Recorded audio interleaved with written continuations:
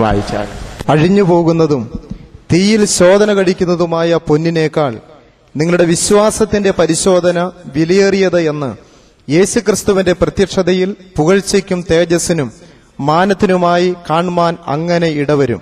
നമുക്ക് പ്രാർത്ഥിക്കാം. കർത്താവേ, നിന്റെ മക്കളാകുന്ന ഞങ്ങൾ നിന്റെ പാദപീഠത്തിലായിരിക്കുന്നു. പരിശുദ്ധാത്മാവേ, നീയാണ് ഞങ്ങളുടെ അധ്യാപകൻ. നീ ഞങ്ങളെ പഠിപ്പിക്കണമേ. എന്നെയും എന്റെ പ്രിയപ്പെട്ടവരെയും ഇന്ന് പകൽക്കാലം നീ പഠിപ്പിക്കണമേ. നീ പഠിപ്പിക്കുവാൻ ആഗ്രഹിക്കുമ്പോൾ ശത്രു വിചാരങ്ങളാൽ ചിന്തകളാൽ തടയുന്നതിനെയെല്ലാം മാറ്റി നിന്റെ വചനം ഗ്രഹിപ്പാൻ കൃപ നൽകണമേ. യേശുവിന്റെ വിലയേറിയ നാമത്തിൽ തന്നെ ആമേൻ. ഒന്നുകൂടെ ദയവായി വായിച്ചാലും. അഴിഞ്ഞു പോകുന്നതും തീയിൽ ശോധന കഴിക്കുന്നതുമായ പൊന്നിനേക്കാൾ നിങ്ങളുടെ വിശ്വാസത്തിന്റെ പരിശോധന വിലയേറിയത് എന്ന് യേശുക്രിസ്തുവിന്റെ പ്രത്യക്ഷതയിൽ പുകഴ്ചയ്ക്കും തേജസ്സിനും മാനത്തിനുമായി കാണുവാൻ അങ്ങനെ ഇടവരും. വിശ്വാസത്തിന്റെ പരിശോധന. നാം എല്ലാവരും കർത്താവിനെ വിശ്വസിക്കുന്നുണ്ട്. എന്നാൽ നാം എത്രമാത്രം കർത്താവിനെ വിശ്വസിക്കുന്നു എന്നുള്ള വിശ്വാസത്തിന്റെ പരിശോധന നമ്മിലുണ്ടാകും. ആ വിശ്വാസത്തിന്റെ പരിശോധന പല വിധത്തിലാണ് നമ്മളുണ്ടാകുന്നത്. രോഗങ്ങളിൽ കൂടെ വിശ്വാസത്തിന്റെ പരിശോധനയുണ്ടാകാം. പണത്തിന്റെ പ്രയാസങ്ങളിൽ കൂടെ പരിശോധനയുണ്ടാകാം. നാം എത്രമാത്രം കർത്താവിൽ വിശ്വസിച്ചിരിക്കുന്നു എന്ന് നമ്മുടെ വിശ്വാസത്തെ പരിശോധിച്ചേ മതിയാകുള്ളൂ. ഞങ്ങളുടെ ജീവിതത്തിൽ, എന്റെയും ഭാര്യയുടെയും മക്കളുടെയും ജീവിതത്തിൽ വിശ്വാസത്തിന്റെ പരിശോധന വളരെ വന്നിട്ടുണ്ട്. ഒന്നല്ല, തിരിഞ്ഞു നോക്കിയാൽ എങ്ങനെയാണ് ആ സമയത്തെല്ലാം നിന്നുപോയത് എന്നോർത്താൽ ഞങ്ങൾക്കിപ്പോഴും ആശ്ചര്യം തോന്നുകയാണ്. യഹോവയായ ദൈവം ഞങ്ങളോട് കൂടെ ഇരുന്ന് നടത്തിയത് കൊണ്ട് മാത്രമാണ് ഞങ്ങൾക്ക് നിൽപ്പാനിടയായത്. ഒരു പരിശോധന, എന്റെ പ്രിയ മകൻ ഇവിടെ ഇരിക്കുന്നല്ലോ, അവനൊരു 13 വയസ്സായപ്പോൾ ടൈഫോയിഡ് രോഗമുണ്ടായി. ടൈഫോയിഡ് രോഗമുണ്ടായി 16-ാമത്തെ ദിവസം പ്രാന്തനെ പോലെ ആയിത്തീർന്നു. ഇറങ്ങി ഓടുകയും, അപ്പോൾ ഒന്നുകിൽ ഞാനോ എന്റെ ഭാര്യയോ അവനെ പിടിച്ച് ബെഡിൽ പിടിച്ചു കിടത്തിയെങ്കിലേ കിടക്കുകയുള്ളൂ, അല്ലെങ്കിൽ കെട്ടിവയ്ക്കണം. തനി പ്രാന്തനായി. എന്നെ കണ്ടാൽ മുഖത്ത് തുപ്പും, ചെവിയൊക്കെ ഇങ്ങനെ പിടിച്ചിട്ട് തുപ്പുന്ന അവസ്ഥയിലായിരുന്നു. അങ്ങനെ ഇരുന്നപ്പോൾ അപ്പോൾ കർത്താവിനോട് ഞങ്ങൾ ദിവസം തോറും പ്രാർത്ഥിച്ചുകൊണ്ടിരുന്നു, കർത്താവേ, നിന്റെ കൃപ ഞങ്ങൾക്ക് പകരണമേ. മരുന്നിനോ വൈദ്യരിലോ ആശ്രയിക്കാതെ നീ മാത്രമാണ് ഞങ്ങളുടെ ആശ്രയം. കർത്താവ് വിശ്വാസത്തിന്റെ പരിശോധനയിൽ നിൽപ്പാൻ കൃപ തരണമേ എന്ന് എല്ലാ ദിവസവും ഞങ്ങൾ പ്രാർത്ഥിക്കുമായിരുന്നു. അപ്പോൾ ചിലർ പറഞ്ഞു, ഇത് ശാമുവേൽ വലിയ പാപം ഏതോ ചെയ്തതുകൊണ്ട് ദൈവം ശിക്ഷയ്ക്കായിട്ട് കൊടുത്തിരിക്കുകയാണ്, അതുകൊണ്ടല്ലെങ്കിൽ കർത്താവിന്റെ വേലയ്ക്ക് ഇറങ്ങിയവന്റെ മകൻ എങ്ങനെ പ്രാന്തനായിത്തീരുന്നത്. അപ്പം പ്രാന്തനായിത്തീർന്നു എന്ന് എല്ലാവരും അറിഞ്ഞപ്പോൾ അനേകർ ഞങ്ങളെ പുച്ഛിക്കുവാൻ തുടങ്ങി. ഞാൻ അതേ സ്ഥലത്ത് തന്നെ ക്യാപ്റ്റനായി ഇരുന്നതാണ്. അപ്പോൾ മിലിറ്ററി ഹോസ്പിറ്റലിൽ നിന്നുള്ളവർ ആംബുലൻസ് കൊണ്ടുവന്നു. ഞങ്ങൾ രഹസ്യമായി ശുശ്രൂഷിക്കാം. ഞാൻ പറഞ്ഞു, ഞങ്ങളുടെ കർത്താവ് ഞങ്ങളെ ശുശ്രൂഷിച്ചുകൊണ്ടിരിക്കുകയാണ്, ഞങ്ങൾക്ക് നിങ്ങളുടെ മരുന്ന് വേണ്ട, നിങ്ങൾ പ്രാർത്ഥിച്ചാൽ മതി. അപ്പോൾ ഞങ്ങളുടെ കൂടെ പ്രാർത്ഥിപ്പാനായി ഉള്ള പലരും അങ്ങ് പിന്മാറി. അവനെ പ്രാന്തനെ പോലെ ആയി തീർന്നു കഴിഞ്ഞപ്പോൾ മുൻപ് പ്രാർത്ഥനയിൽ സഹായിച്ചിരുന്നവരും അങ്ങ് ഭയപ്പെട്ടു മാറി. അപ്പോഴും കർത്താവിനോട് ഓരോ ദിവസവും പ്രാർത്ഥിച്ചുകൊണ്ടിരുന്നു, കർത്താവേ കൃപ തരണമേ. അപ്പോൾ മകൻ മെലിഞ്ഞ് മെലിഞ്ഞ് മെലിഞ്ഞ് വെറും എല്ലും തുലിയുമായി, തനി പ്രാന്തൻ.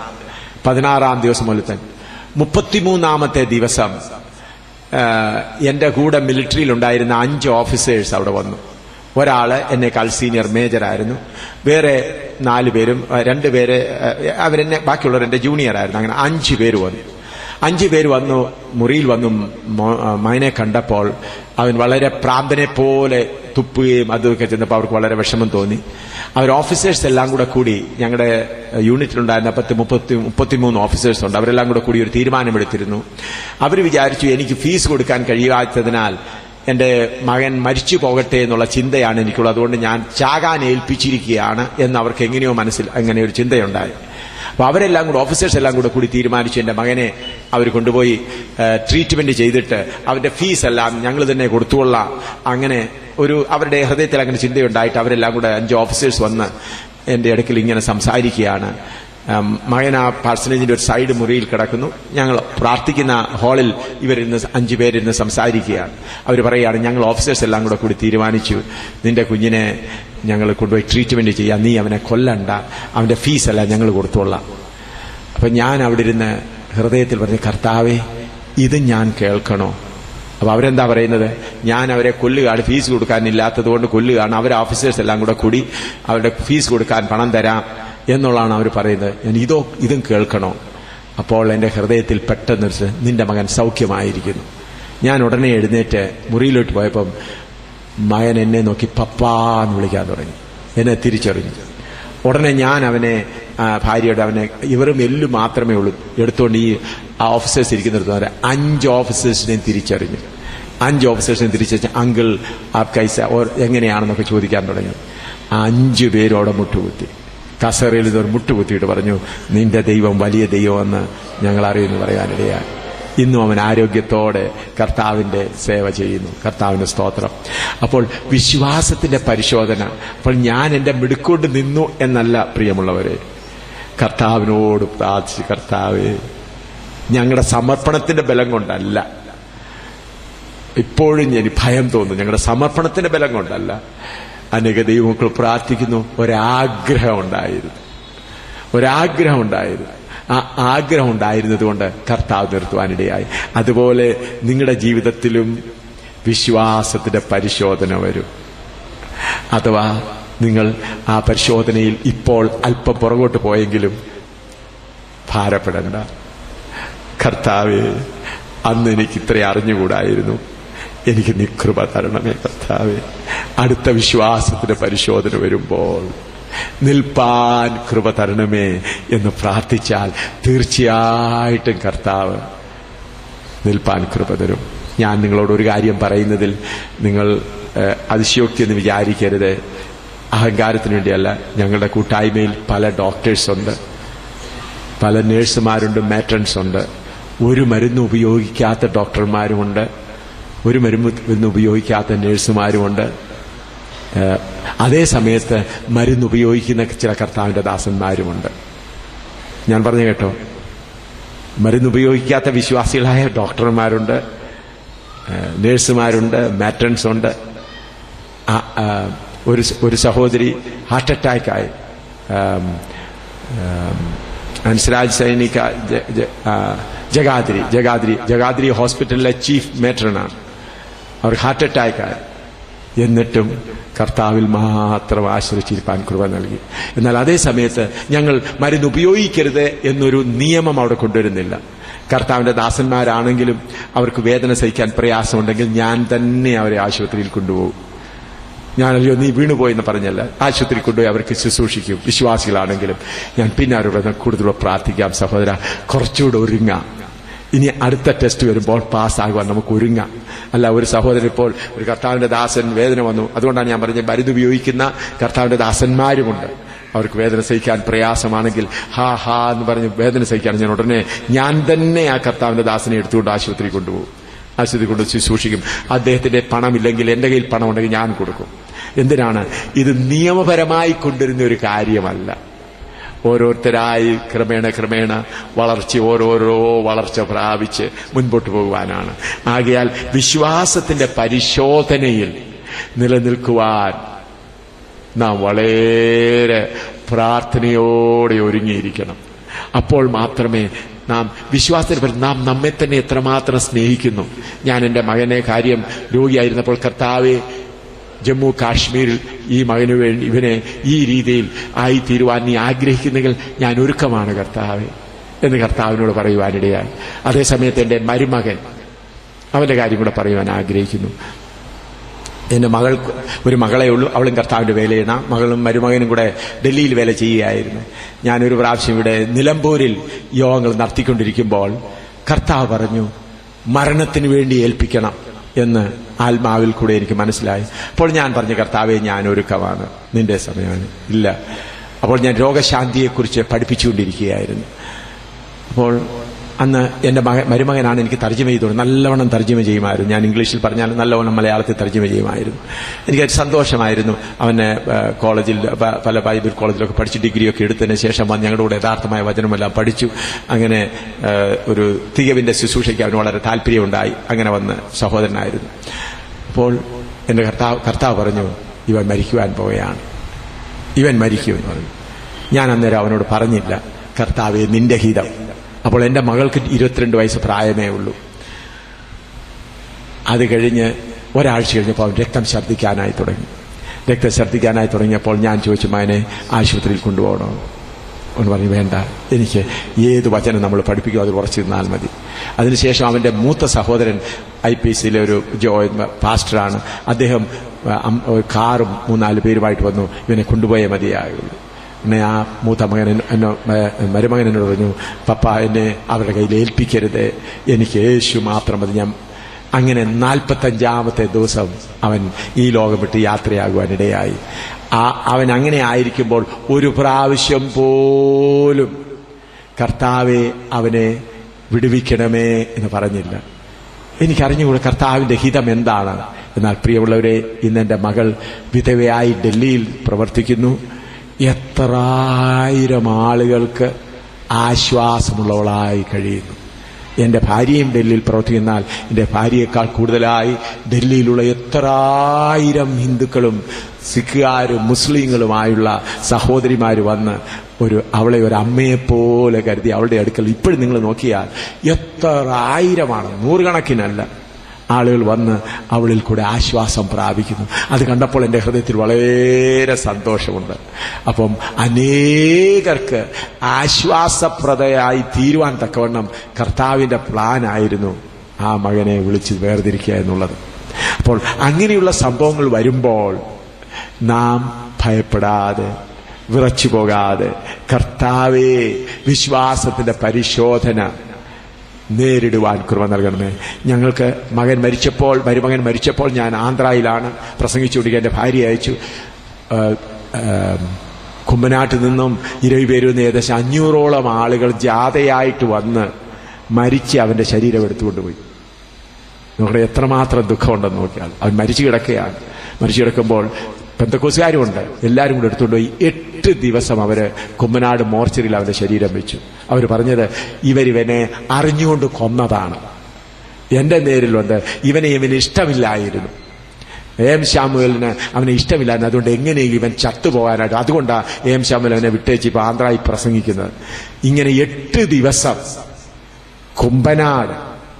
കുമ്പനാട് ഹോസ്പിറ്റൽ അവന്റെ ശരീരം വെച്ചുകൊണ്ട് ജാഥ നടത്തി. എന്നിട്ടും ഞങ്ങൾ ശാന്തമായി പ്രാർത്ഥിച്ചുകൊണ്ടിരുന്നു, കർത്താവേ നീ ഇടപെടണമേ. ഞങ്ങൾ പോലീസിലൊന്നും പോയില്ല.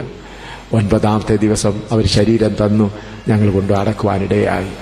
പ്രിയമുള്ളവരെ, സത്യത്തിന് വേണ്ടി നിൽക്കുമ്പോൾ വില കൊടുത്തേ ഒക്കെയുള്ളൂ. ഹല്ലേലൂയ. ഇന്ന് അനേകരും പറയുന്നുണ്ട് അത് വാസ്തവമായി ഞങ്ങൾക്ക് കുമ്പനാട്ടുള്ള അനേകരും പറയുന്നുണ്ട് ഞങ്ങളുടെ സന്ദർശന ദിവസമായിരുന്നു അത്. ദൈവം ഞങ്ങളെ സന്ദർശിക്കുവാൻ ദൈവം അനുവദിച്ച, എന്നാൽ ഞങ്ങളന്ന് അത് യഥാർത്ഥമായി മനസ്സിലാക്കിയില്ല. ആകയാൽ വിശ്വാസത്തിന്റെ പരിശോധന എന്ന് പറയുന്നത് ചെറിയ കാര്യമല്ല.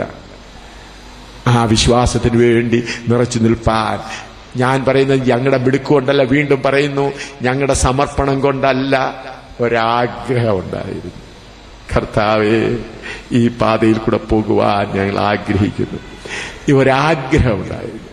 കാരണം ഞാൻ ചെറുപ്പത്തിലെ കണ്ടിട്ട്, ഞാൻ യൗവനക്കാരനായിരിക്കുമ്പോൾ എൻ്റെ കൊച്ചമ്മ, എൻ്റെ അമ്മച്ചിയുടെ അനുജത്തി, ആ സഹോദരിയെ ഒരു പാമ്പ് കടിച്ചു, മൂർഖൻ പാമ്പ് കടിച്ചു. വലിയ മൂർഖൻ പാമ്പാണ്, എല്ലാവരും കണ്ടു. അപ്പോൾ അടുത്ത് വിഷകാരിയുണ്ട്, വിഷകാരി ഒന്ന് ഇറക്കാമെന്ന് പറഞ്ഞു. അപ്പോൾ ദൈവമക്കൾ എല്ലാവരും കൂടെ കൂടിയിരുന്ന് പറഞ്ഞു വേണ്ട. അപ്പോൾ ആ കൊച്ചമ്മയുടെ ശരീരം നീല നിറമായി. ഞാൻ അന്ന് അവിടെ ഉണ്ട്. എല്ലാവരും ചുറ്റും കൂടി, മേക്കുഴൂർ നടന്ന സംഭവമാണ്. എല്ലാവരും ചുറ്റും കൂടിയിരുന്ന് പ്രാർത്ഥിക്കുകയാണ്. 3ാമത്തെ ദിവസം ഉച്ച കഴിഞ്ഞ് അബോധാവസ്ഥയിൽ കിടന്ന കൊച്ചമ്മ എഴുന്നേറ്റ് ഒന്ന് ഛർദ്ദിച്ചതോടുകൂടെ വിഷമെല്ലാം ഇറങ്ങിപ്പോയി. ഇന്നും കൊച്ചമ്മ ജീവനോടിരിപ്പുണ്ട്. ഹല്ലേലൂയ. അങ്ങനെ എത്രയോ അത്ഭുതങ്ങൾ അനുഭവിച്ച ദൈവമക്കളാണ്. നിങ്ങൾ ഓർത്തു നോക്കിയാൽ എത്രയോ അത്ഭുതങ്ങൾ നിങ്ങളുടെ ജീവിതത്തിലും കർത്താവ് ചെയ്തു കാണും. എന്നാൽ അതേ സമയത്ത് നാം നമ്മുടെ സമർപ്പണത്തിന്റെ ബലത്തിൽ നിൽക്കാതെ കർത്താവേ എന്നെ നടത്തണമേ, എന്നെ നടത്തണമേ, എന്നെ നടത്തണമേ എന്ന് താഴ്മയോടെ. രോഗശാന്തി, ചിലർ പറയും ഞാൻ രോഗശാന്തിയിൽ വിശ്വസിക്കുന്നു, അവർ എഴുന്നേറ്റ് സാക്ഷ്യം പറയുമ്പോൾ രോഗശാന്തിയുടെ സർട്ടിഫിക്കറ്റാ പറയുന്നത്. അങ്ങനെ പറഞ്ഞാൽ അടുത്ത ആഴ്ച വീണുപോകും. കർത്താവ് നമുക്ക് ഒരു സർട്ടിഫിക്കറ്റും ആർക്കും കൊടുക്കണ്ട. കർത്താവ് നിർത്തുന്നത് കൊണ്ട് നിൽക്കുന്നു. ഹല്ലേലൂയ. ഞാൻ ഇന്നും കണ്ണുനീരോടെ, എന്റെ ഭാര്യയുമുണ്ട് മകനുമുണ്ട്, ഞാൻ കണ്ണുനീരോടെ പറയുന്നത് ഞങ്ങളുടെ സമർപ്പണത്തിന് മിടുക്കുകൊണ്ടല്ല, ഒരാഗ്രഹമുണ്ടായിരുന്നു. ഓരോ ദിവസവും കൃപ തരണമേ എന്ന് പ്രാർത്ഥിച്ചു. കൃപ തന്നതുകൊണ്ട് നിൽക്കുന്നു. ഹല്ലേലൂയ. കൃപ തന്നിരുന്നില്ല, എനിക്ക് ആക്സിഡന്റ് ഉണ്ടായിട്ടുണ്ട്. രോഗത്തിന്റെ കാര്യം, ആക്സിഡന്റ്, അങ്ങനെ എത്രയോ കാര്യങ്ങളുണ്ട്. പറഞ്ഞാൽ ഒരുപാട് സമയമാകും.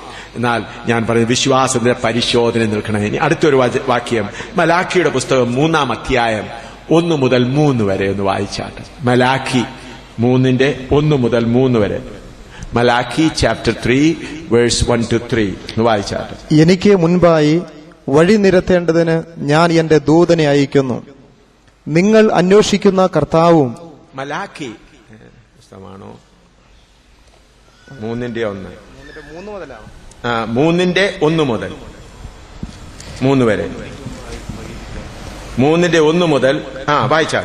നിങ്ങൾ അന്വേഷിക്കുന്ന കർത്താവും നിങ്ങൾ ഇഷ്ടപ്പെടുന്ന നിയമദൂതനുമായവൻ പെട്ടെന്ന് തന്റെ മന്ദിരത്തിലേക്ക് വരും.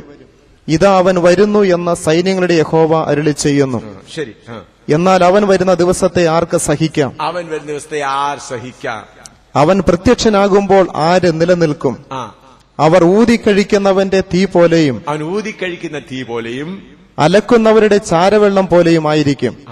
അവൻ ഊതിക്കഴിക്കുന്നവനെ പോലെയും വെള്ളി ശുദ്ധി വരുത്തുന്നവനെ പോലെയും ഇരുന്നു കൊണ്ട് ലേവി പുത്രന്മാരെ ശുദ്ധീകരിച്ച് പൊന്നുപോലെയും വെള്ളി പോലെയും നിർമ്മലീകരിക്കും. അങ്ങനെ അവർ നീതിയിൽ യഹോവയ്ക്ക് വഴിപാട് അർപ്പിക്കും. ഇത് പ്രവചനപരമായി ഇസ്രായേൽ മക്കൾക്ക് വേണ്ടിയുള്ളതാണ്. ഇസ്രായേൽ മക്കളെ ദൈവം ശുദ്ധീകരിക്കുന്ന ദിവസങ്ങൾ അടുത്തു വരുന്നു. എന്നാൽ ആത്മീകമായി പുതിയ നിയമ ഇസ്രായേൽ ആകുന്ന നമ്മൾക്കും നമ്മുടെ ജീവിതത്തിലുള്ളതാണ്. ഇവിടെ എഴുതിയിരിക്കുന്ന അലക്കുകാരന്റെ ചാരവെള്ളം പോലെ എന്ന് പറഞ്ഞാൽ നമുക്കറിയാമല്ലോ, പണ്ട് കാലങ്ങളിൽ, ഇപ്പോഴെല്ലാവരും വാഷിംഗ് മെഷീനൊക്കെ ഉപയോഗിച്ച് കഴുകുകയാണ്. മുൻപാണെങ്കിൽ ഈ അലക്കുകാരന്റെ വസ്ത്രങ്ങൾ കൊടുക്കും. അലക്കുകാരൻ കൊണ്ടുപോയിട്ട്, നിങ്ങളുടെ ഇവിടെ അങ്ങനെ ചെയ്ത് കാണും വിചാരിക്കുന്നു, അവര് ഒരു ദിവസം ഒരു പാത്രത്തിനകത്ത് വെച്ച് ചൂടാക്കിയൊക്കെ വെച്ചിട്ട് അങ്ങനെ ചെയ്യാറുണ്ടായിരുന്നില്ലേ ഇവിടെയും ഈ പ്രദേശങ്ങളിലും. അതിന്റെ ശേഷം പിറ്റേ ദിവസം കൊണ്ടുപോയി നദിയിൽ കൊണ്ടുപോയി കല്ല് നല്ലപോലെ അടിച്ച് അതിന്റെ അഴുക്കെല്ലാം ഇറക്കും. നമ്മൾ വസ്ത്രം കഴുകുകയാണെങ്കിൽ കുറച്ച് ദയയോടൊക്കെ, ഇപ്പൊ ഞാൻ ഈ വസ്ത്രം ഈ ടവൽ കഴുകുകയാണെങ്കിൽ കുറച്ച് സ്നേഹത്തോടെ കഴുകുള്ളൂ. കാരണം ഇതിന്റെ വില മുടക്കിയല്ലോ എന്ന് വിചാരിച്ച് സോപ്പ് ഇടുമ്പോഴൊക്കെ കുറച്ച് സ്നേഹത്തോടെ. എന്നാൽ ഇത് അലക്കുകാരന്റെ കൊടുത്താൽ അവന് സ്നേഹമൊന്നുമില്ല, അടിക്കും, നല്ലപോലെ കല്ലിലിട്ട് അടിക്കും. എന്തിനാണ്? കീറിയാലും വേണ്ടിയിൽ അഴുക്കെല്ലാം പോകണം. അതുപോലെ സ്വർഗസ്ഥനായ ദൈവം ചിലപ്പോൾ നമ്മളെ അലക്കും. സംഭവങ്ങളിൽ കൂടെ എന്ത് ചെയ്യും? നല്ലവണ്ണം അലക്കും. ആരാണ് ചെയ്തത്? സാത്താനല്ല, സ്വർഗസ്ഥനായ ദൈവം. നമ്മുടെ ജീവിതത്തിലുള്ള ചില മലിനതകളെ മാറ്റുവാൻ കർത്താവ് എന്ത് ചെയ്യും? നമ്മളെ അലക്കും, സാത്താനല്ല. അപ്പോൾ പ്രിയമുള്ളവരെ, കൃപ തരണമേ, സഹിക്കാനുള്ള കൃപ തരണമേ. ചിലപ്പോൾ ഭർത്താവിൽ കൂടെ ആയിരിക്കും ഭാര്യയെ അലക്കുന്നത്, ചിലപ്പോൾ ഭാര്യയിൽ കൂടെ ആയിരിക്കും ഭർത്താക്കന്മാരെ അലക്കുന്നത്, ചിലപ്പോൾ മക്കളിൽ കൂടെ ആയിരിക്കും മാതാപിതാക്കളെ അലക്കുന്നത്, ചിലപ്പോൾ അമ്മായിയമ്മ മരുമകൾ തമ്മിൽ പ്രയാസങ്ങൾ ഉണ്ടാക്കി അലക്ക് നടക്കും. അതുപോലെ അലക്ക് നടക്കുമ്പോൾ മുഴുവനും എടുത്തിട്ട് അടിക്കുന്നത് പോലെ ചിലപ്പോൾ അടിക്കുന്നത് തോന്നും. എന്നാൽ അഴുക്ക് പോയി കഴിഞ്ഞാൽ ഉടനെ ആ പ്രവൃത്തി നിൽക്കും. അത് നമ്മളെ സ്നേഹിക്കുന്നത് കൊണ്ടാണ്. സ്തോത്രം. അതുകൊണ്ടാണ് എബ്രായലേഖനം 12-ാം അധ്യായത്തിൽ വായിക്കുന്ന 6 മുതൽ ദൈവം തന്നെ സ്നേഹിക്കുന്ന മക്കളെ എന്ത് ചെയ്യുന്നു? ശിക്ഷിക്കുന്നു. അതുകൊണ്ട് പ്രിയമുള്ളവരെ, നിങ്ങളുടെ ജീവിതത്തിൽ ദൈവം നിങ്ങളെ അലക്കുവാനായി ഏതെങ്കിലും കാര്യം ചെയ്യുമ്പോൾ ഭാരപ്പെടാതെ സമർപ്പിച്ചു കൊടുക്കുക. കർത്താവേ, എന്താണ് നീ ചെയ്യേണ്ടത് ചെയ്തുകൊള്ളുക, ഞാനിതാ എന്നെ തന്നെ സമർപ്പിക്കുന്നു എന്ന് പറഞ്ഞ് കർത്താവിന്റെ സ്ഥലം സമർപ്പിച്ചു കൊടുത്താൽ ദൈവം അലക്കുന്ന പണി പെട്ടെന്ന് ചെയ്തുകൊള്ളും. നമ്മൾ പെട്ടെന്ന് കർത്താവ് ഒന്ന് അലക്കാൻ തുടങ്ങി, ശ്രദ്ധിക്കണേ, ഒരു പ്രാവശ്യം അലക്കാൻ തുടങ്ങി നമ്മൾ കരയാൻ തുടങ്ങിയാൽ വീണ്ടും വെച്ചേക്കും. പിന്നെ രണ്ടാമത് ചൂട് കൊടുക്കേണ്ടി വരും. ചൂട് കൊടുത്ത് പിന്നെ ശക്തമായി. ഇത് ആർക്കു വേണ്ടിയാ? സമർപ്പിക്കപ്പെട്ടവർക്ക്. എല്ലാവർക്കും ഇല്ല. കർത്താവേ എന്നെ നിന്നെ പോലെ ആക്കണമേ എന്ന് വല്ലപ്പോഴും പ്രാർത്ഥിച്ചു കാണും. കർത്താവ് എനിക്ക് ലോകം വേണ്ട. കർത്താവിന്റെ ദാസന്മാർ വചനം പ്രസംഗിച്ചു കഴിഞ്ഞപ്പോൾ സ്വർഗീയ യെരൂശലേമിനെ കുറിച്ചുള്ള ആഗ്രഹം വന്നു. കർത്താവ് എനിക്ക് ലോകം വേണ്ട, ഒന്നും വേണ്ട, നീ മാത്രം മതി. ആ പ്രാർത്ഥന സ്വർഗത്തിൽ കേട്ടു. അതിനുള്ള ഒരുക്കമായി പരിശോധന വരുന്നത്. ഹല്ലേലൂയ. ചിലപ്പോൾ ഉപവാസം പ്രാർത്ഥിക്കും, കർത്താവ് എനിക്ക് നിന്നെ പോലെ ആയാൽ മതി. ഇതെല്ലാം സ്വർഗത്തിൽ കേട്ടിരിക്കും. അപ്പൊ കർത്താവ് പറയും, മകളെ ഞാൻ നിന്നെ പോലെ ആക്കിക്കോളാം. അതിനാ പിന്നെ കയ്യിലെടുത്ത് എന്ത് ചെയ്യാൻ തുടങ്ങുന്നത്? അലക്കുന്നു. അപ്പൊ കർത്താവ് വേണ്ട വേണ്ട വേണ്ട പറയും.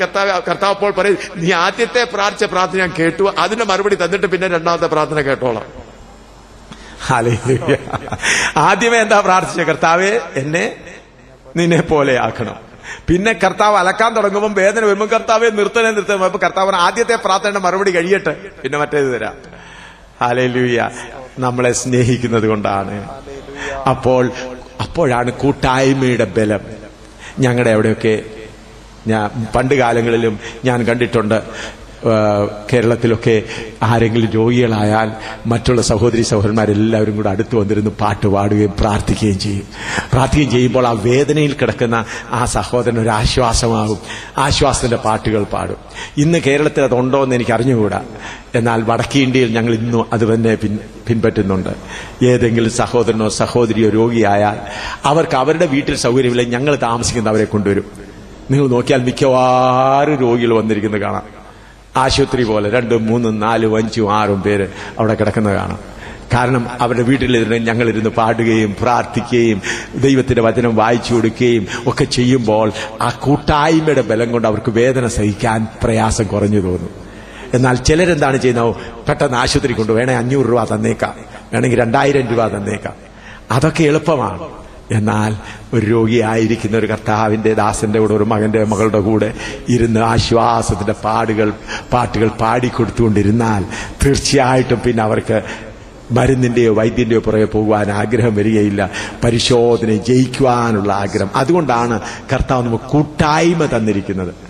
ഞങ്ങൾ ഇപ്പോൾ വടക്കേ ഇന്ത്യയിൽ ആ കൂട്ടായ്മ ചെയ്തുകൊണ്ടിരിക്കുന്നു. ഞങ്ങളുടെ എത്രയോ ദൈവമക്കൾ, നിങ്ങൾ ജമ്മുവിൽ ഇപ്പം ഞാൻ താമസിക്കുന്നു വന്നാൽ എത്ര പേരാണ് ഒരു ഉച്ചയ്ക്കും വൈകിട്ടും ആഹാരം കഴിക്കാനുള്ളത്? പലരെ വീടുകളിൽ നിന്ന് ഇറക്കി വിട്ടിരിക്കുക. കർത്താവിന്റെ വിശ്വാസ നിമിത്തം ഇറക്കി വിട്ടിരിക്കുകയാണ്. ചില കുടുംബമായി ഇറക്കി വിട്ടിരിക്കുകയാണ്, ചില ഒറ്റയ്ക്ക് ഇറക്കി വിട്ടിരിക്കുകയാണ്. അവരെല്ലാം കുറച്ച് താമസിപ്പിച്ച് എന്തെങ്കിലും ജോലിയൊക്കെ പഠിപ്പിച്ച് വീണ്ടും അവരെ വീട്ടിലേക്ക് അയക്കുവാനായി ശ്രമിക്കും. എത്രയും ഞങ്ങൾ ശ്രമിക്കുന്ന അവരെ വീട്ടിലേക്ക് അയക്കുക, വീട്ടിലുള്ളവരുമായി അവരും രക്ഷയിലേക്ക് വരണം, അവരെ വീട്ടിൽ നിന്ന് മാറ്റുവാനല്ല. അങ്ങനെയാണ് ഞങ്ങൾ ശ്രമിച്ചുകൊണ്ടിരിക്കുന്നത്. പിന്നെ അവർ രോഗികളായാൽ അവരെ അതിലും ഉടനെ അവരിൽ രോഗികളായാൽ ചിലക്ക് വേദന സഹിക്കാൻ ഉടനെ അടുത്തുള്ള മെഡിക്കൽ കോളേജിൽ കൊണ്ടുപോയി അവരെ അഡ്മിറ്റ് ചെയ്യും. അതിനുള്ള ചെലവ് ഞങ്ങൾ തന്നെ വഹിക്കും. പ്രാർത്ഥിച്ചുകൊണ്ടിരിക്കും. ആ മെഡിക്കൽ കോളേജിലും അവരോട് കൂടെ പോയിരുന്ന് പ്രാർത്ഥിക്കാനിടയാകും. കൂട്ടായ്മ കുറയുമ്പോഴാണ് നാം ഒറ്റപ്പെട്ടു പോകുന്നത്. ആകയാൽ ദൈവമക്കളാകുന്ന നിങ്ങൾ തമ്മിൽ കൂട്ടായ്മ ആചരിച്ചുകൊണ്ട്, വിശേഷാൽ ഒരു സഹോദരനോ സഹോദരിയോ ഏതെങ്കിലും പ്രതികൂലങ്ങളിൽ ദൈവം അവരെ അലക്കുന്നു എന്ന് മനസ്സിലാകുമ്പോൾ അവരുടെ അടുക്കൽ പോയിരുന്ന് പ്രത്യാശയുടെ പാട്ടുകൾ പാടി അവരെ ആശ്വസിപ്പിക്കുവാൻ തുടങ്ങിയാൽ അത് വളരെ അനുഗ്രഹകരമായിരിക്കും. ആർക്കും പിന്നെ യേശുവിന്റെ ആശുപത്രി വിട്ടു പോകുവാൻ കഴിയുകയില്ല. ഇന്നത്തെ ലോകത്തിലേക്ക് ഏറ്റവും വലിയ ആശുപത്രിയാണ് യേശുവിന്റെ ആശുപത്രി. ഹല്ലേലൂയ. കാൽവറി ആശുപത്രി. അവിടുത്തെ ഡോക്ടറാണ് യേശു. അവിടുത്തെ നേഴ്സാണ് പരിശുദ്ധാത്മാവാകുന്ന ദൈവം. അവിടുത്തെ മരുന്നാണ് യേശുവിന്റെ രക്തവും യേശുവിന്റെ നാമവും. യേശുവിന്റെ നാമം എന്ന ഗുളിക കഴിക്കുക, യേശുവിന്റെ രക്തമാകുന്ന അത് ഇഞ്ചക്ട് ചെയ്ത് പരിശുദ്ധാത്മാവാകുന്ന നേഴ്സിൽ കൂടി ഇതെല്ലാം സ്വീകരിച്ചുകൊണ്ടിരുന്നാൽ നമ്മുടെ കർത്താവായ യേശു ക്രിസ്തു എത്ര വലിയവനാണ്, എത്ര സർജറി അവൻ നടത്തുവാൻ കഴിവുള്ളവനാണ്. ഒരു പ്രയാസവും കൂടാതെ അങ്ങനെ ചെയ്യുവാൻ മതിയായവനുള്ള നമ്മുടെ കർത്താവിന്റെ കയ്യിൽ ഏൽപ്പിച്ചു പോകാം. അതുകൂടാതെ വെള്ളിയെ ഊതി കഴിക്കുന്നത് പോലെ അവൻ നമ്മളെ ഊതി കഴിക്കും. ഞാൻ ഈ വെള്ളി ഉരുക്കുന്ന ജുവലർ ഷോപ്പിൽ പോയിട്ട് ഇത് വചനം അതിന് ശേഷം ഞാൻ ശ്രദ്ധിച്ചിട്ടുണ്ട്. ഞാൻ അവരോട് ചോദിച്ചിട്ടുണ്ട്, എങ്ങനെയാ വെള്ളി ഉരുക്കുന്നത്? ഒരു പാത്രത്തിൽ വെള്ളി വെച്ചിട്ട് അതിന്റെ കീഴെ നല്ലപോലെ ചൂട് കൊടുക്കുമ്പോൾ വെള്ളി ഉരുകാൻ തുടങ്ങും. വെള്ളി ഇങ്ങനെ ഉരുകി വരുമ്പോൾ അതിന്റെ മുകളിൽ നല്ല വെള്ളി മുകളിൽ കാണപ്പെടും. അഴുക്കായത് അതിന്റെ കിട്ടമെല്ലാം താഴെ അതിന്റെ അടിയിലേക്കാവും. അപ്പോൾ ഞാൻ ചോദിച്ചു, വെള്ളിക്കാരനോ വെള്ളി ഉരുക്കുന്നതിനോട് ചോദിച്ചു, എങ്ങനെയാണ് ഈ വെള്ളി നല്ലപോലെ ഉരുകിയത് എന്ന് മനസ്സിലാകുന്നത് ചോദിച്ചപ്പോൾ പറഞ്ഞത്, വെള്ളി നല്ലപോലെ ഉരുകിക്കഴിഞ്ഞാൽ ആ വെള്ളിയിന്മേൽ നോക്കുമ്പോൾ അവന്റെ മുഖം നല്ലതുപോലെ കാണാമെങ്കിൽ, തെളിഞ്ഞു കാണാമെങ്കിൽ അർത്ഥം കിട്ടവെല്ലാം അടിയിലായി. അപ്പൊ തെളിഞ്ഞു കാണുകയില്ലെങ്കിൽ വീണ്ടും ഉരുക്കിക്കൊണ്ടിരിക്കും. അതുപോലെ നമ്മുടെ കർത്താവ് നമ്മളെ പരിശോധനയിൽ കൂടെ വിട്ടിട്ട്, അവിടെ ഏതോ പ്രാവ് ഏതോണ്ട് കടന്നു പോയത് അങ്ങോട്ടധികം നോക്കി ഇനി സമയം നിലവഴിക്കേണ്ട, ഇങ്ങോട്ട് തന്നെ ശ്രദ്ധിച്ചാട്ട്. അതൊരു ചെറിയ കാര്യം. സാത്താൻ എങ്ങനെയാ ചിന്തിക്കുന്നറിയാം, ഏതെങ്കിലും ഇതിൽ ചിലരുടെ ശ്രദ്ധ അങ്ങോട്ട് വലിച്ചാൽ എനിക്ക് അവരെ എന്ത് ചെയ്യാൻ നോക്കും, അവരെ രാജാക്കന്മാരാക്കാൻ, അവരെ എനിക്ക് പിടിച്ചു നിർത്താനൊക്കും, അവർക്കൊരു ബ്രേക്ക് ഇടാനൊക്കെ. അതുകൊണ്ട് യേശുവിന്റെ രക്തം ജയം പറഞ്ഞ് അതിൽ നിന്ന് ശ്രദ്ധിക്കാതെ ഇങ്ങോട്ട് ശ്രദ്ധിച്ചാട്ട്. ഞാൻ പറഞ്ഞല്ലോ, കർത്താവ് നമ്മളെ ഒരുക്കുമ്പോൾ സ്വർഗത്തിൽ നിന്ന് അവൻ നോക്കിക്കൊണ്ടിരിക്കുകയാണ്. അഥവാ എന്റെ രൂപം അവനിൽ എത്രമാത്രം കാണാറായി. നമ്മൾ മുമ്പ് പറഞ്ഞു, യേശുവേ നിന്റെ രൂപം, ആ പാട്ടിൽ നിങ്ങൾക്കറിയാമല്ലോ. അതിപ്പോ പാടുവാൻ സമയമില്ലല്ലോ. അപ്പോൾ നമ്മിൽ കൂടെ യേശുവിന്റെ രൂപം വെളിപ്പെടണം. 2 കൊരിന്ത്യർ 3:18 വായിച്ചാൽ, അത് വായിച്ചിട്ട് അല്പനേരം നിങ്ങൾക്ക് ബ്രേക്ക് തരാമെന്ന് ആഗ്രഹിക്കുന്നു. 2 കൊരിന്ത്യർ 3:18. എന്നാൽ മൂടുപടം നീങ്ങിയ മുഖത്ത് കർത്താവിന്റെ തേജസ്സിനെ കണ്ണാടി പോലെ പ്രതിബിംബിക്കുന്നവരായി നാം എല്ലാവരും ആത്മാവാകുന്ന കർത്താവിന്റെ ദാനമായി തേജസ്സിന്മേൽ തേജസ് പ്രാപിച്ച് അതേ പ്രതിമയായി രൂപാന്തരപ്പെടുന്നു. ഹല്ലേലൂയ. തേജസ്സിന്മേൽ തേജസ് പ്രാപിച്ച് അതേ പ്രതിമയായി രൂപാന്തരപ്പെടുന്നു. ഞാൻ പറഞ്ഞല്ലോ, വെള്ളി ഉരുക്കുമ്പോൾ ആ ഉരുക്കുകാരൻ നോക്കുകയാണ്, പൂർണ്ണമായി ഉരുക്കുക. അപ്പൊ കിട്ടവെല്ലാം, അഴുക്കായതെല്ലാം പുറയിൽ പോയോ എന്ന് തോന്നും, താഴെ പോയോ. പിന്നെ നല്ലതായി കഴിയുമ്പോൾ അത് ഉരുക്കി വേറൊരു പാത്രത്തിലാക്കും. ഉരുക്കാൻ നിങ്ങൾ സമ്മതിച്ചില്ലെങ്കിൽ ദൈവത്തിന് വേറൊരു പരിപാടിയുണ്ട്. അതുകൂടെ പറഞ്ഞിട്ട് ഞാൻ നിർത്താം. എസെക്കിയേൽ പ്രവചനം 22:18 മുതൽ 20 വരെ വായിച്ചാൽ, എസെക്കിയേൽ പ്രവചനം 22:18 മുതൽ 20 വരെ വായിച്ചാൽ, എസെക്കിയേൽ പ്രവചനം 22:18 മുതൽ 20 വരെ. മനുഷ്യപുത്ര, ഇസ്രായേൽ ഗ്രഹം എനിക്ക് കിട്ടമായി തീർന്നിരിക്കുന്നു. അവരെല്ലാവരും ഉലയുടെ നടുവിൽ താമ്രവും വെളുത്തിയവും ഇരുമ്പും കർത്തിയവും തന്നെ. അവർ വെള്ളിയുടെ കിട്ടമായി തീർന്നിരിക്കുന്നു. അതുകൊണ്ട് യഹോവയായ കർത്താവ് ഇപ്രകാരം അരുളി ചെയ്യുന്നു, നിങ്ങൾ എല്ലാവരും കിട്ടമായി തീർന്നിരിക്കുന്നതുകൊണ്ട് ഞാൻ നിങ്ങളെ യെരൂശലേമിന്റെ നടുവിൽ കൂട്ടും. വെള്ളിയും താമ്രവും ഇരുമ്പും കർത്തിയവും വെളുത്തിയവും ഉലയുടെ നടുവിലിട്ട് ഊതി ഉരുക്കുന്നത് പോലെ ഞാൻ എന്റെ കോപത്തിലും എന്റെ ക്രോധത്തിലും നിങ്ങളെയും കൂട്ടിയുരുക്കും. മതി. ഇത് വാസ്തവികമായി അക്ഷരീയമായി ഇസ്രായേലിനു വേണ്ടിയുള്ള വചനമാണ്. എന്നാൽ അതേ സമയത്ത് ആത്മീകമാകുന്ന നമ്മൾക്കും അത് ആത്മീകമായി അർത്ഥമെടുക്കാവുന്നതാണ്. ഇസ്രായേൽ മക്കൾ ഏറ്റവും ശ്രേഷ്ഠമായ പൊന്നായി ഇരിപ്പാൻ കർത്താവ് ആഗ്രഹിച്ചു. എന്നാൽ അവര് കുറച്ചുപേര് ഇരുമ്പ് പോലായി, കുറച്ചുപേര് തകരം പോലായി, കുറച്ചുപേര് ചെമ്പ് പോലായി, കുറച്ചുപേര് ഈയം പോലായി. യഹോവയായ ദൈവം പറയുന്നതാണ്, ഞാൻ നിങ്ങളെ എന്ത് ചെയ്യും? കൂട്ടി ഒരുക്കും. അതുപോലെ തിരഞ്ഞെടുക്കപ്പെട്ട ദൈവമക്കളായ നാം ചിലർ ഇരുമ്പ് പോലെ കഠിനരാണ്. ഇരുമ്പിന് ഉരുക്കണമെങ്കിൽ 2500 ഡിഗ്രി ചൂട് വേണം, എന്നാലേ ഇരുമ്പുരുവുള്ളൂ. അതേസമയത്ത് കർത്തീയം ഉരുകണമെങ്കിൽ 110 120 ഡിഗ്രി ആയ കർത്തീയം ഉരുകും, ഈയം ഉരുകും. അപ്പം ഓരോരുത്തരെ ഏത് ടൈപ്പ് മെറ്റൽ ആയിട്ടുള്ളതെന്ന് ദൈവത്തിനും അറിയാം, നിങ്ങൾക്കും അറിയാം. അപ്പൊ നിങ്ങൾക്ക് വരുന്ന പരിശോധന, അതിന്റെ ചൂട് നിങ്ങൾ ഏത് വിധത്തിലായിരിക്കുന്നു അതിനനുസരിച്ച്. പെട്ടെന്ന് ഉരുകാമെങ്കിൽ എളുപ്പമാണ്, ഓടി ഒളിക്കുകയാണെങ്കിൽ ചൂട് കൂട്ടിക്കൊണ്ടിരിക്കും. ആർക്കു വേണ്ടി? തെരഞ്ഞെടുക്കപ്പെട്ട ദൈവമക്കൾക്ക്. അതുകൊണ്ട് ഏതെങ്കിലും പരിശോധന വന്നാൽ കർത്താവേ ഞാൻ സമ്മതിച്ചിരിക്കുന്നു, ഏൽപ്പിച്ചു തരുന്നു എന്ന് പറഞ്ഞാൽ അത് ചിലപ്പോൾ 100 ഡിഗ്രി ചൂട് കൊണ്ടാകും തീർന്നെന്ന് വന്നേക്കും. ഓടിപ്പോയാൽ അടുത്ത പ്രാവശ്യം 250 ഡിഗ്രി ചൂടാകും. അത് കൂടി 2500 ആകും. സ്വർഗത്തിലെ ദൈവത്തിന് തിരഞ്ഞെടുക്കപ്പെട്ട മക്കളെ, സമർപ്പിക്കപ്പെട്ടവരെ ഉരുക്കി കൊണ്ടുപോകുന്ന പണി നല്ലവണ്ണം അറിയാം. അതുകൊണ്ട് ഓരോരുത്തരെ ഉരുക്കുന്നതിന്റെ ചൂട് ആരെ ആശ്രയിച്ചായിരിക്കുന്നത്? ദൈവത്തെ ആശ്രയിച്ചോ നമ്മെ ആശ്രയിച്ചോ? നമ്മെ ആശ്രയിച്ചായിരിക്കുന്നത്. തകർന്നു നുറുങ്ങിയ ഹൃദയം പെട്ടെന്ന് വരാമെങ്കിൽ ചൂട് പെട്ടെന്ന് കുറയും.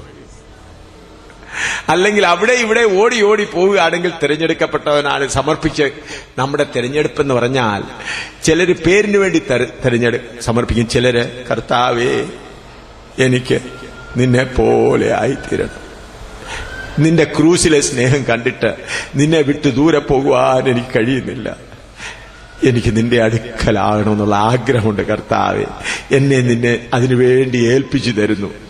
അങ്ങനെ ആഗ്രഹമുള്ളവരുണ്ട്, എല്ലാവരും ഉണ്ടെന്നല്ല. അങ്ങനെ ആഗ്രഹം ചിലർക്ക് യേശുവിന്റെ അനുഗ്രഹം മതി, ചിലർക്ക് കർത്താവേ നിന്റെ അനുഗ്രഹം ഒന്നും വേണ്ട, എനിക്ക് നിന്റെ അടുത്ത് നിന്റെ ആ സ്നേഹം, ആ ക്രൂസിലെ സ്നേഹം ഓർക്കുമ്പോൾ എന്റെ ഹൃദയം നന്ദിയാൽ നിറയും. നിന്റെ അടുക്കലൊന്ന് അടുത്ത് വരും, നിന്നെ അടുത്തൊന്ന് കാണണം എന്നുള്ള ആഗ്രഹമുള്ള സമർപ്പണമുള്ളവരെ ദൈവം എന്ത് ചെയ്യും? ഒരുക്കും. വിശുദ്ധനായവൻ അവന്റെ അടുക്കൽ ചെല്ലണമെങ്കിൽ നമ്മളെ വിശുദ്ധരാക്കിയേ ഒക്കുകയുള്ളൂ. അതുകൊണ്ട് ഞാൻ നിങ്ങളോട് കർത്താവിന്റെ നാമത്തിൽ അപേക്ഷിക്കുന്നത്, നിങ്ങളുടെ ചൂട് കർത്താവ് കൂട്ടുന്നതിന് മുൻപേ ഉരുകാൻ ഏൽപ്പിച്ചു കൊടുത്താൽ മതി. അല്ലെങ്കിൽ കർത്താവ് ചൂട് കൂട്ടി ഒരുക്കും. ഇത് ദൈവമക്കൾക്ക് എല്ലാവർക്കും കടന്നു പോകേണ്ട പാതയാണ്. ഇതാണ് സത്യസുവിശേഷം. അല്പം പോലും ഇതിനകത്ത് ഞാനൊരു സൈക്കോളജിയും ചേർത്തിട്ടില്ല, എന്റെ ഒരു ഇന്റർപ്രിട്ടേഷനും ചേർത്തിട്ടില്ല. വചനത്തിൽ എഴുതിയിരിക്കുന്നതും ആദിമകാല വിശുദ്ധന്മാർ കടന്നുപോയതും ഞങ്ങളിപ്പോൾ വടക്കേ ഇന്ത്യയിൽ കടന്നുപോയിക്കൊണ്ടിരിക്കുന്നതും ഞങ്ങൾ ദിനംതോറും അനുഭവിക്കുന്നതുമായ കാര്യമാണ് നിങ്ങളോട് പറഞ്ഞത്. പണ്ട് അനുഭവിച്ച കാര്യമല്ല, ഇന്നും അനുഭവിച്ചുകൊണ്ടിരിക്കുന്ന കാര്യമാണ് പറഞ്ഞത്. അതുകൊണ്ട് ഒരു നല്ല ആഹാരം ഭക്ഷിക്കുമ്പോൾ, ഒരു ഉദാഹരണമായി നല്ല മധുരമുള്ളതോ അല്ലെങ്കിൽ രുചിയായെന്ന് ഭക്ഷിച്ചുകൊണ്ടിരിക്കുമ്പോൾ പറയാൻ നോക്ക്, സഹോദരൻ ഇത് നല്ല രുചിയുള്ളതാണ്, ഇത് ഭക്ഷിച്ച് നോക്ക്, നിനക്ക് ആരോഗ്യമുണ്ട്. അതുപോലെ കർത്താവിന്റെ കരങ്ങളിൽ ഇരുന്നു കൊണ്ട് അവന്റെ തീച്ചൂളയിൽ കൂടെ, അവൻ അയക്കുന്ന തീച്ചൂളയിൽ കൂടെ കടന്നുപോയി. അതുകൊണ്ട് ഞാൻ ഒരു ഉദാഹരണം പറഞ്ഞു നിർത്താം.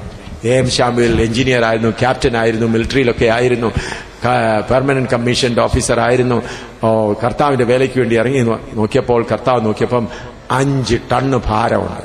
എത്ര ടണ്ണ് ഭാരമുണ്ട്? 5 ടണ്ണ്. അതിനകത്ത് നോക്കിയാൽ അകത്ത് വെറും 10 ഗ്രാം പൊന്നേ ഉള്ളൂ. 5 ടണ്ണ് വെയിറ്റ് ഉള്ള എം ശാമുവിന്റെ അകത്ത് എത്ര ഉണ്ട്? 10 ഗ്രാം പൊന്ന്. ദൈവത്തിന് 10 ഗ്രാം പൊന്നു മതി. ഈ 5 ടണ്ണ് ഭാരമുള്ള വലിയ എം ശാമുവിൽ നിന്ന് 10 ഗ്രാം പൊന്നെടുക്കുന്നത് എങ്ങനെയാ? എം ശാമുവിൽ കുറച്ച് വേല ചെയ്തു, ക്യാപ്റ്റൻ ആയിരുന്നു, അതായിരുന്നു 5 ടണ്ണ്. പിറ്റേ ദിവസം 6 ടണ്ണായി. പേരും പെരുമയെല്ലാം വർദ്ധിച്ചു, ആളുകളെല്ലാം റെസ്പെക്ട് കൊടുക്കാൻ തുടങ്ങി. പിന്നെ 7 ടണ്ണായി. അങ്ങനെ ടണ്ണ് കൂടിയാൽ അകത്തെ സ്വർണം വെളിയിൽ വരത്തില്ല. അകത്തെ സ്വർണത്തെ വെളിയിലെടുക്കണമെങ്കിൽ എം ശാമുവിനെ തീച്ചൂളയിലാക്കണം. അപ്പോൾ 5 ടണ്ണുള്ള എം ശാമുവിനെ സ്വർഗസ്ഥനായ ദൈവം നല്ല തീച്ചൂളയിലോട്ടിടും. അപ്പൊ തീച്ചൂളയെല്ലാം പൊങ്ങുകയാണ്. അയ്യോ അല്ലേലും. അപ്പൊ എം ശാമുവേൽ പറയാണ്, യേശുവിന്റെ നാമത്തിൽ തീച്ചൂള മാറിപ്പോകട്ടെ എന്ന് പറഞ്ഞാലൊന്നുമില്ല, പിടിച്ചിരിക്കുന്നത് യേശുവാ. തീച്ചൂളയ്ക്കകത്ത് പിടിച്ചു വെച്ചിരിക്കുക. അപ്പോ 5 ടണ്ണിൽ നിന്ന് ഉരുകി 1 ടണ്ണ് കുറഞ്ഞു, 4 ടണ്ണായി. പിന്നെ കുറച്ചുകൂടെ ഒരു തീച്ചൂളായി, 3 ടണ്ണായി, 2 ടണ്ണായി, 1 പിന്നെ 500 ഗ്രാമായി. അപ്പോൾ കുറച്ചുകൂടെ ഒക്കെ പൊന്നിന്റെ കാര്യമൊക്കെ വെളിയിൽ. അപ്പോഴാ മനസ്സിലാകുന്ന ഇത് പ്രയോജനമുള്ളതാണ്. പിന്നെ നോക്കിയപ്പം 1 കിലോ ആയി. 1 കിലോ ആയപ്പോ കുറച്ചുകൂടെ പൊന്ന് വെളിയിൽ വരാൻ തുടങ്ങി. പിന്നെ നോക്കിയപ്പം 500 ഗ്രാമായി. ഹല്ലേലൂയ. 5 ടൺ ഇപ്പൊ ഇത്ര വലിയത് ഇപ്പൊ ഇത്രയായി. ഹല്ലേലൂയ. ഒടുവിൽ ആ പൊന്നു വെളിയിൽ വരും, പറന്നു പോകും. അതാണ് സുവിശേഷം. ഹല്ലേലൂയ. നമ്മളെ അതുപോലെ ഉരുക്കി അവനെ പോലെ ആക്കുന്നവനാണ് നമ്മുടെ കർത്താവ്. അത് നമ്മെ സ്നേഹിക്കുന്നത് കൊണ്ടാണ്. ഞാൻ കടന്നുപോയ കഷ്ടതകൾ, നിന്ദകൾ, അപമാനങ്ങൾ, ഉപദ്രവങ്ങൾ എല്ലാം എൻ്റെ യേശു എന്നെ സ്നേഹിക്കുന്നത് കൊണ്ട് മാത്രമായിരുന്നു. എനിക്കെതിരായ അനേകർ എന്തൊക്കെ പഴികൾ പറഞ്ഞു, അവരെല്ലാം എന്നെ അനുഗ്രഹിച്ചതേ ഉള്ളൂ. അവരങ്ങനെ പറഞ്ഞത് എനിക്ക് അനുഗ്രഹമായി തീർന്നു. എന്തെല്ലാം പറഞ്ഞു അതെല്ലാം അനുഗ്രഹമായി തീർന്നു. എല്ലാവരും ചേർന്ന നിന്ന പറഞ്ഞാലും അനുഗ്രഹം, അപമാനം പറഞ്ഞാലും അനുഗ്രഹം, എന്തെല്ലാം പറഞ്ഞാലും എല്ലാം എന്നെ അനുഗ്രഹിച്ചതേ ഉള്ളൂ. അതുകൊണ്ട് കുറച്ച് ഉരുകി ഹല്ലേലൂയ, ഞാൻ ആ പൊന്ന് വെളിപ്പെടുന്നതിന് വേണ്ടി കാത്തിരിക്കുകയാണ്. അധികം താമസിയാതെ വെളിപ്പെടണമെന്ന് ഞാൻ പ്രാർത്ഥിച്ചുകൊണ്ടിരിക്കുകയാണ്. പൊന്നായി കഴിഞ്ഞാൽ പിന്നെ ഞാൻ ഈ ഭൂമിയിൽ ഒരു ദിവസം പോലും കാണുകയില്ല. ഹല്ലേലൂയ. എന്റെ ഒരുക്കം പൂർണ്ണമായി കഴിഞ്ഞാൽ ഒരു ദിവസം പോലും ഈ ഭൂമിയിൽ കാണപ്പെടുകയില്ല. ഇപ്പോൾ ഞാൻ നിങ്ങളുടെ മധ്യത്തിലായിരിക്കുന്നത് എന്റെ ഒരുക്കത്തിന് ഇനിയും കുറവുണ്ട്. അതാണ്, ഇനിയും എന്നിൽ ചിലതൊക്കെ ഉണ്ടായിത്തീരുവാനുണ്ട്. ആകയാൽ പ്രിയമുള്ളവരെ, നമ്മുടെ കർത്താവിന്റെ കരങ്ങളിൽ നമ്മെ തന്നെ ഏൽപ്പിച്ചുകൊണ്ട് നമുക്ക് പ്രാർത്ഥിക്കാം. ഇപ്പോൾ ഒരു 10 മിനിറ്റ് ബ്രേക്ക്. 1 വർഷം സമയമെടുത്തു. ആ സമയത്ത് ഞാൻ കർത്താവിന്റെ വേലയിലായിരുന്നു. ഹാർട്ട് അറ്റാക്ക് ആയി. അപ്പോൾ അബോധാവസ്ഥയിലായി. പിന്നെ കുറച്ച് കഴിഞ്ഞപ്പോൾ തെളിഞ്ഞു. അപ്പോൾ ഞങ്ങളുടെ കമാൻഡിങ് ഓഫീസർ വന്ന് എന്നോട് പറഞ്ഞു, ഞങ്ങളുടെ ഓഫീസേഴ്സ് ക്വാർട്ടേഴ്സിൽ തന്നെ ഞാൻ മരിച്ചു പോയാൽ അവർക്ക്, ഞങ്ങളുടെ കമാൻഡിങ് ഓഫീസറിന് അത് വളരെ പ്രയാസമാകും, അവർക്കെതിരായിട്ടുള്ള റിപ്പോർട്ട് വളരെ മോശമാകും, അതുകൊണ്ട് ഹോസ്പിറ്റലിൽ പോയേ ഒക്കെയുള്ളൂ. അപ്പോൾ ഞാൻ പറഞ്ഞു, നിങ്ങൾക്ക് വേണ്ടി ഞാൻ കൊണ്ടുപോകാം, എന്നെ സമ്മതിക്കാമെന്ന് പറഞ്ഞപ്പോൾ ഞങ്ങളുടെ ഒരു ആംബുലൻസ് കൊണ്ടുവന്ന് എന്നെ ഹോസ്പിറ്റലിൽ കൊണ്ടുപോയി. ഹോസ്പിറ്റലിൽ കൊണ്ടുപോയപ്പോൾ അവരെൻ്റെ ഹാർട്ട് ചെക്ക് ചെയ്തു.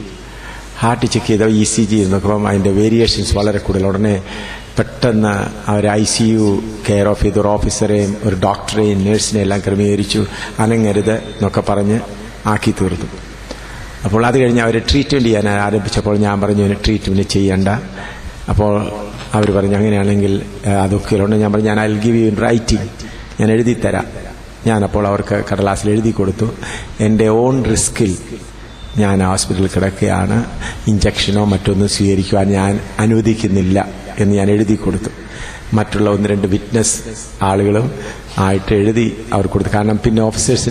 കാരണം അവർക്ക് ഓഫീസേഴ്സിന് എതിരായിട്ട് വന്നാൽ ഏതെങ്കിലും പ്രയാസം കൊണ്ട്, ഏതെങ്കിലും വൈരാഗ്യം കൊണ്ട് അയാളെ കൊല്ലുന്ന എന്ന് വരാതിരിക്കുന്നതിന് വേണ്ടി ഞാൻ എഴുതി കൊടുത്തു. അതിനുശേഷം 2ാമത്തെ ദിവസം, അപ്പോൾ ഒരു ട്രീറ്റ്മെന്റും എടുത്തില്ല, ഹോസ്പിറ്റലിൽ കിടക്കുകയാണ്. 2ാമത്തെ ദിവസം എനിക്ക് മനസ്സിലായി കർത്താവിനെ സൗഖ്യമാക്കുവാൻ തുടങ്ങും. ഞാനപ്പോൾ ഡോക്ടറിന്റെ അടുക്കൽ, എപ്പോഴും ഡോക്ടറുണ്ട്, അവരിങ്ങനെ വേരിയേഷൻസ് നോക്കിക്കൊണ്ടിരിക്കുകയാണ്. ഡ്യൂട്ടി ഡോക്ടറുമുണ്ട്, നേഴ്സുമുണ്ട്. 3ാമത്തെ ദിവസം എനിക്ക് മനസ്സിലായി കർത്താവിനെ സൗഖ്യമാക്കിയത്. അപ്പോൾ ഞാൻ അദ്ദേഹത്തോട് പറഞ്ഞു, എന്നെ ടെസ്റ്റ് ചെയ്യാൻ പറഞ്ഞു. അപ്പോൾ അവർ വീണ്ടും ECG മെഷീൻ കൊണ്ടുവന്ന് എൻ്റെ റീഡിംഗ് ചെക്ക് ചെയ്തപ്പോൾ എല്ലാം ഭംഗിയായിരിക്കും. ഉടനെ അവർ വിചാരിച്ചു ആ മെഷീൻ ഏതോ കേടുണ്ടായിരിക്കും. അപ്പോൾ ഹോസ്പിറ്റലിൽ വേറൊരു മെഷീനുണ്ട്, അതുകൂടെ കൊണ്ടുവന്നു ടെസ്റ്റ് ചെയ്തു. അപ്പോൾ ആ 2 ടെസ്റ്റ് നോക്കിയപ്പോഴും എൻ്റെ ഹാർട്ട് റീഡിംഗ് എല്ലാം ഫൈനായിരിക്കുന്നു. പിന്നെ ഉടനെ അദ്ദേഹം പറഞ്ഞു, ഹാർട്ട് സ്പെഷ്യലിസ്റ്റ് പറഞ്ഞു, 3 സ്റ്റെപ്പ് കിട്ടിയിട്ടുണ്ട് തടിയാനുള്ള, അതിൽ കയറി അവർ കൊണ്ടുവന്ന്, അങ്ങനെ സ്റ്റെപ്പ് ഉള്ളത് കൊണ്ടുവന്ന് അതേ കയറി ശാന്തമായി കയറി ഇറങ്ങാൻ പറഞ്ഞു. എന്നാൽ ഞാൻ കയറി ഇറങ്ങി. പിന്നെ അവരെന്നെ കിടത്തി ചെക്ക് ചെയ്തു, എല്ലാം ശരിക്കുന്നു. പിന്നെ 2ാമത്തെ പ്രാവശ്യം പിന്നെ അവർ കുറച്ച് സ്പീഡായിട്ട് കയറാൻ പറഞ്ഞു. ഞാൻ പറഞ്ഞത് സ്പീഡായിട്ട് കയറി 3 പ്രാവശ്യം. അപ്പോൾ എല്ലാ വിധത്തിലും ചെക്ക് ചെയ്ത് നോക്കിയപ്പോൾ, ഞാനൊന്ന് കുറച്ച് ജമ്പൊക്കെ ചെയ്ത് നോക്കിയപ്പോൾ എൻ്റെ ഹാർട്ട് മുഴുവനും കംപ്ലീറ്റ് നോർമലായി. അന്ന് ബാസ്കറ്റ്ബോൾ ചാമ്പ്യൻഷിപ്പ് നടന്നുകൊണ്ടിരിക്കുന്ന സമയമായിരുന്നു. ഞാൻ ഓഫീസേഴ്സിന്റെ, നോർത്തേൺ കമാൻഡ് ഓഫീസേഴ്സിന്റെ ടീം ക്യാപ്റ്റൻ കൂടെ ആയിരുന്നു. സെമി ഫൈനൽ കഴിഞ്ഞതിന്റെ ശേഷമാണ് എനിക്ക് ഈ ഹാർട്ട് അറ്റാക്ക് ഉണ്ടായത്. അപ്പോൾ ഞാൻ അന്നേരം ഹോസ്പിറ്റലിൽ നിന്ന് തന്നെ ഞങ്ങളുടെ ചീഫ് ഓഫ് സ്റ്റാഫിന് ടെലിഫോൺ ചെയ്തു. ഞാൻ പറഞ്ഞു, ഞാൻ ഇന്ന് എൻ്റെ ഹാർട്ട് അറ്റാക്ക് എല്ലാം ശരിയായി. ഇപ്പം സെമി ഫൈനൽ കഴിഞ്ഞ് ഓഫീസേഴ്സിന്റെ ഫൈനൽ ആകുന്നതിന് ഏകദേശം 10-12 ദിവസത്തെ ഗ്യാപ്പ് ഉണ്ടായിരുന്നു. കാരണം ഓഫീസേഴ്സിനൊക്കെ അതൊരു വലിയൊരു ഫംഗ്ഷനാണ്. എല്ലാം മറ്റൊടത്തും ആർമി ഹെഡ്ക്വാർട്ടറിൽ അവിടെ നിന്നെല്ലാം ഓഫീസേഴ്സ് ടീമിന്റെ ആയതുകൊണ്ട് ഒരു വലിയ ഫംഗ്ഷനായിട്ട് അവർ നടത്തുന്നത്. അപ്പോൾ അതിന് 10-12 ദിവസത്തെ ഗ്യാപ്പ് ഉണ്ടായിരുന്നു. അതിന്റെ ഇടയ്ക്കാണ് ഈ സംഭവം നടന്നത്. അപ്പം ഞാൻ സൗഖ്യമായതിന്റെ പിറ്റേ ദിവസം ഫൈനലാണ്. ഞാനായിരുന്നു ടീം ക്യാപ്റ്റൻ. ഞാൻ ചീഫ് ഓഫ് സ്റ്റാഫിന് ടെലിഫോൺ ചെയ്ത്, ഞാൻ ഈ വർഷത്തെ ഞാൻ ഫൈനലിന് കളിക്കാൻ വരുന്നുണ്ടെന്ന് പറഞ്ഞു. ഉടനെ അദ്ദേഹം പറഞ്ഞു, നീ ഹോസ്പിറ്റലിൽ സീരിയസ് ആയിട്ട് കിടക്കുന്നു, നിന്റെ ഡെഡ് ബോഡി നിന്റെ ഡെഡ് ബോഡി ഞങ്ങൾക്ക് വേണ്ട, നീ കളിക്കണ്ടെന്ന്. ഞാൻ പറയില്ല, ഞാൻ ഒടുവിൽ എന്റെ നിർബന്ധപ്രകാരം ഹോസ്പിറ്റലിൽ നിന്ന് നേരെ ബാസ്കറ്റ്ബോൾ ഗ്രൗണ്ടിലേക്ക് വന്നു, സ്റ്റേഡിയത്തിലേക്ക് വന്നു. അപ്പൊ സ്റ്റേഡിയത്തിലേക്ക് വരുമ്പോൾ ആംബുലൻസും കൊണ്ടുവന്നിട്ടുണ്ട്. എന്റെ നിർബന്ധം കൊണ്ട് കളിക്കുക. ഞാനായിരുന്നു ടീം ക്യാപ്റ്റൻ. ഞാൻ പറഞ്ഞു ഞാൻ കളിക്കും. എനിക്കപ്പം ഡോക്ടറും പറഞ്ഞു എല്ലാം ഇപ്പൊ ശരിയാണ്. എന്നാൽ അവർക്ക് ആർക്കും വിശ്വാസമാകുന്നില്ല. ആംബുലൻസ് കൊണ്ടുവന്നിട്ട് ഞാൻ ഫുൾ ടൈം കളിച്ചു. 24 പോയിന്റ് സ്കോർ ചെയ്തു. ഞങ്ങളുടെ ടീം തന്നെ ജയിച്ചു.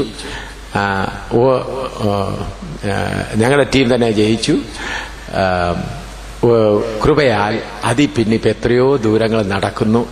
ജമ്മു കാശ്മീരിലും പർവ്വതങ്ങൾ നടക്കുന്നു, നേപ്പാളിൽ നടക്കുന്നു. കൃപയാൽ സൗഖ്യമായിരിക്കുന്നു. അങ്ങനെ കർത്താവ് സൗഖ്യമാക്കി. അങ്ങനെ എനിക്ക് ആശുപത്രിയിൽ നിന്ന് പോകുവാൻ അവസരമുണ്ടായി. സ്തോത്രം. ചോദിച്ചാൽ എനിക്ക് ലഭിക്കേണ്ട എന്തെങ്കിലും ആനുകൂല്യങ്ങളോ അങ്ങനെയുള്ള മറ്റെന്തെങ്കിലും നിഷേധിക്കപ്പെട്ടാൽ, ജോലിയുള്ള ബന്ധത്തിലോ അല്ലെങ്കിൽ ഭൗതികമായി എന്തെങ്കിലും നിയമപരമായി എനിക്ക് ലഭിക്കേണ്ട ഒരു പരിരക്ഷ ലഭിക്കാതെ വന്നാൽ ഞാൻ കേസ് കൊടുക്കുന്നതിൽ അല്ലെങ്കിൽ ആ കേസ് നടത്തിക്കുന്നതിൽ എന്തെങ്കിലും തെറ്റുണ്ടോ? ഓരോ നല്ല ചോദ്യമാണ് ചോദിച്ചത്. നമ്മൾ അനേകർക്ക് നേരിടേണ്ടതായ ഒരു സംഭവമാണ്. ഓരോ സമയത്തും ഓരോ വിഷയത്തിനും ദൈവത്തിന്റെ പരിശുദ്ധാത്മാവിനോട് ആലോചന ചോദിച്ച് ദൈവത്തിന്റെ പരിശുദ്ധാത്മാവ് പ്രേരണ തരികയാണ് കേസ് കൊടുക്കാൻ എങ്കിൽ കേസ് കൊടുക്കുക. അതിന് പറയാൻ കാരണം, ചിലപ്പോൾ നിങ്ങളുടെ ആനുകൂല്യം നിങ്ങൾ മേടിക്കാതിരുന്നാൽ മറ്റു പലർക്കും അത് തടസ്സമായി വരാൻ സാധ്യതയുണ്ടെങ്കിൽ ചിലപ്പോൾ പരിശുദ്ധാത്മാവ് നിങ്ങളെ അതിനുവേണ്ടി അനുവദിച്ചെന്ന് വന്നേക്കാം. അപ്പോൾ ഓരോ കേസിനും നാം ദൈവത്തിന്റെ പരിശുദ്ധാത്മാവിനോട് ആലോചന ചോദിച്ച് പോകണം. എന്നാൽ സമ്പത്തുകളുടെ ഹാനി നാം ദൈവത്തിനോട്, മറ്റുള്ളവരെ സഹോദരന്മാരെ തമ്മിൽ കാര്യങ്ങൾ പറയുമ്പോൾ കർത്താവ് പറയുന്നുണ്ട്, വചനം പറയുന്നുണ്ട്, എന്തുകൊണ്ട് നിങ്ങൾ ഹാനി, അതിനെന്താണ് മലയാളത്തിൽ, നഷ്ടം സഹിച്ചുകൂടാ. മറ്റുള്ള ഒരു സഹോദരൻ നിങ്ങൾ എന്തുകൊണ്ട് നഷ്ടം സഹിച്ചുകൂടാ എന്നുള്ള വാക്യമുണ്ട്. അപ്പോൾ കേസ് കൊടുക്കുന്ന കാര്യത്തിൽ കർത്താവിന്റെ സന്നിധിയിൽ വാസ്തവത്തിൽ വ്യവഹാരത്തിന് പോകുന്നത്, പൊതുവെ നോക്കിയാൽ വ്യവഹാരത്തിന് പോകുന്നത് ദൈവവചനം നമ്മളെ അനുവദിക്കുന്നില്ല വ്യവഹാരത്തിന് പോവുക എന്നുള്ളത്. എന്നാൽ സ്വർഗത്തിലെ ദൈവം അനുവദിച്ചിട്ടാണ് ഇങ്ങനെ സംഭവിക്കുന്നത്. എന്നാൽ ഈ കംപ്ലീറ്റ് പല ഗവൺമെന്റ് സർവീസിലുള്ള പലർ ഒന്നിച്ചുള്ള ഒരു കാര്യങ്ങളിൽ വരുമ്പോൾ ഒരു ഗ്രൂപ്പ് കേസ് കൊടുക്കുന്നു, ഒരു ഗ്രൂപ്പ് കേസ് കൊടുക്കുന്നില്ല, കുറച്ചുപേര് സൈൻ ചെയ്യുന്നു, കുറച്ചുപേര് സൈൻ ചെയ്യുന്നില്ല. അങ്ങനെയുള്ളപ്പോൾ നമ്മുടെ ഭക്തിയെ കാണിക്കാനായിട്ട് നമ്മൾ അങ്ങനെ ചെയ്യാതിരിക്കരുത്. ആ സമയത്ത് കർത്താവ് ഇവരെല്ലാം ഇങ്ങനെ ചെയ്യുന്നു എന്ന് പറഞ്ഞ് പ്രാർത്ഥനയോടുകൂടെ പരിശുദ്ധാത്മാവിന്റെ ആ കാര്യങ്ങളിൽ പ്രാർത്ഥിക്കുമ്പോൾ പെട്ടെന്ന് പ്രാർത്ഥിച്ച് 1-2 പല കർത്താവിന്റെ ദൈവമക്കളോടുകൂടെ പറഞ്ഞിട്ട് നിർമ്മലമായി ആ കാര്യം കർത്താവിന് മുമ്പിൽ വയ്ക്കുമ്പോൾ തീർച്ചയായിട്ടും ദൈവത്തിന്റെ ആത്മാവ് ആ സമയത്ത് ആലോചന പറഞ്ഞു തരും. ദൈവത്തിന്റെ ആത്മാവ് പറയുന്ന ആലോചനയ്ക്കനുസരിച്ച്. എന്നാൽ നമ്മളൊരു തീരുമാനമെടുത്തിട്ട് കേസ് കൊടുത്തേച്ച് പ്രാർത്ഥിക്കുകയല്ല. കർത്താവേ, ഈ കാര്യം ഇങ്ങനെ ഇരിക്കുന്നു, ഞാൻ എന്ത് ചെയ്യണം? നിന്റെ വചനം, ഞാൻ അതിന്റെ നഷ്ടം സഹിപ്പാനും ഒരുക്കമാണ്. അപ്പോൾ കർത്താവെ, എനിക്ക് കിട്ടേണ്ട ആനുകൂല്യം കിട്ടാതെ പോയാൽ അത് നിമിത്തം അതിന്റെ നഷ്ടം സഹിപ്പാനും ഞാൻ ഒരുക്കമാണ് എന്ന് കർത്താവിന്റെ സന്നിധിയിൽ പറഞ്ഞ് പ്രാർത്ഥിച്ചു കഴിയുമ്പോൾ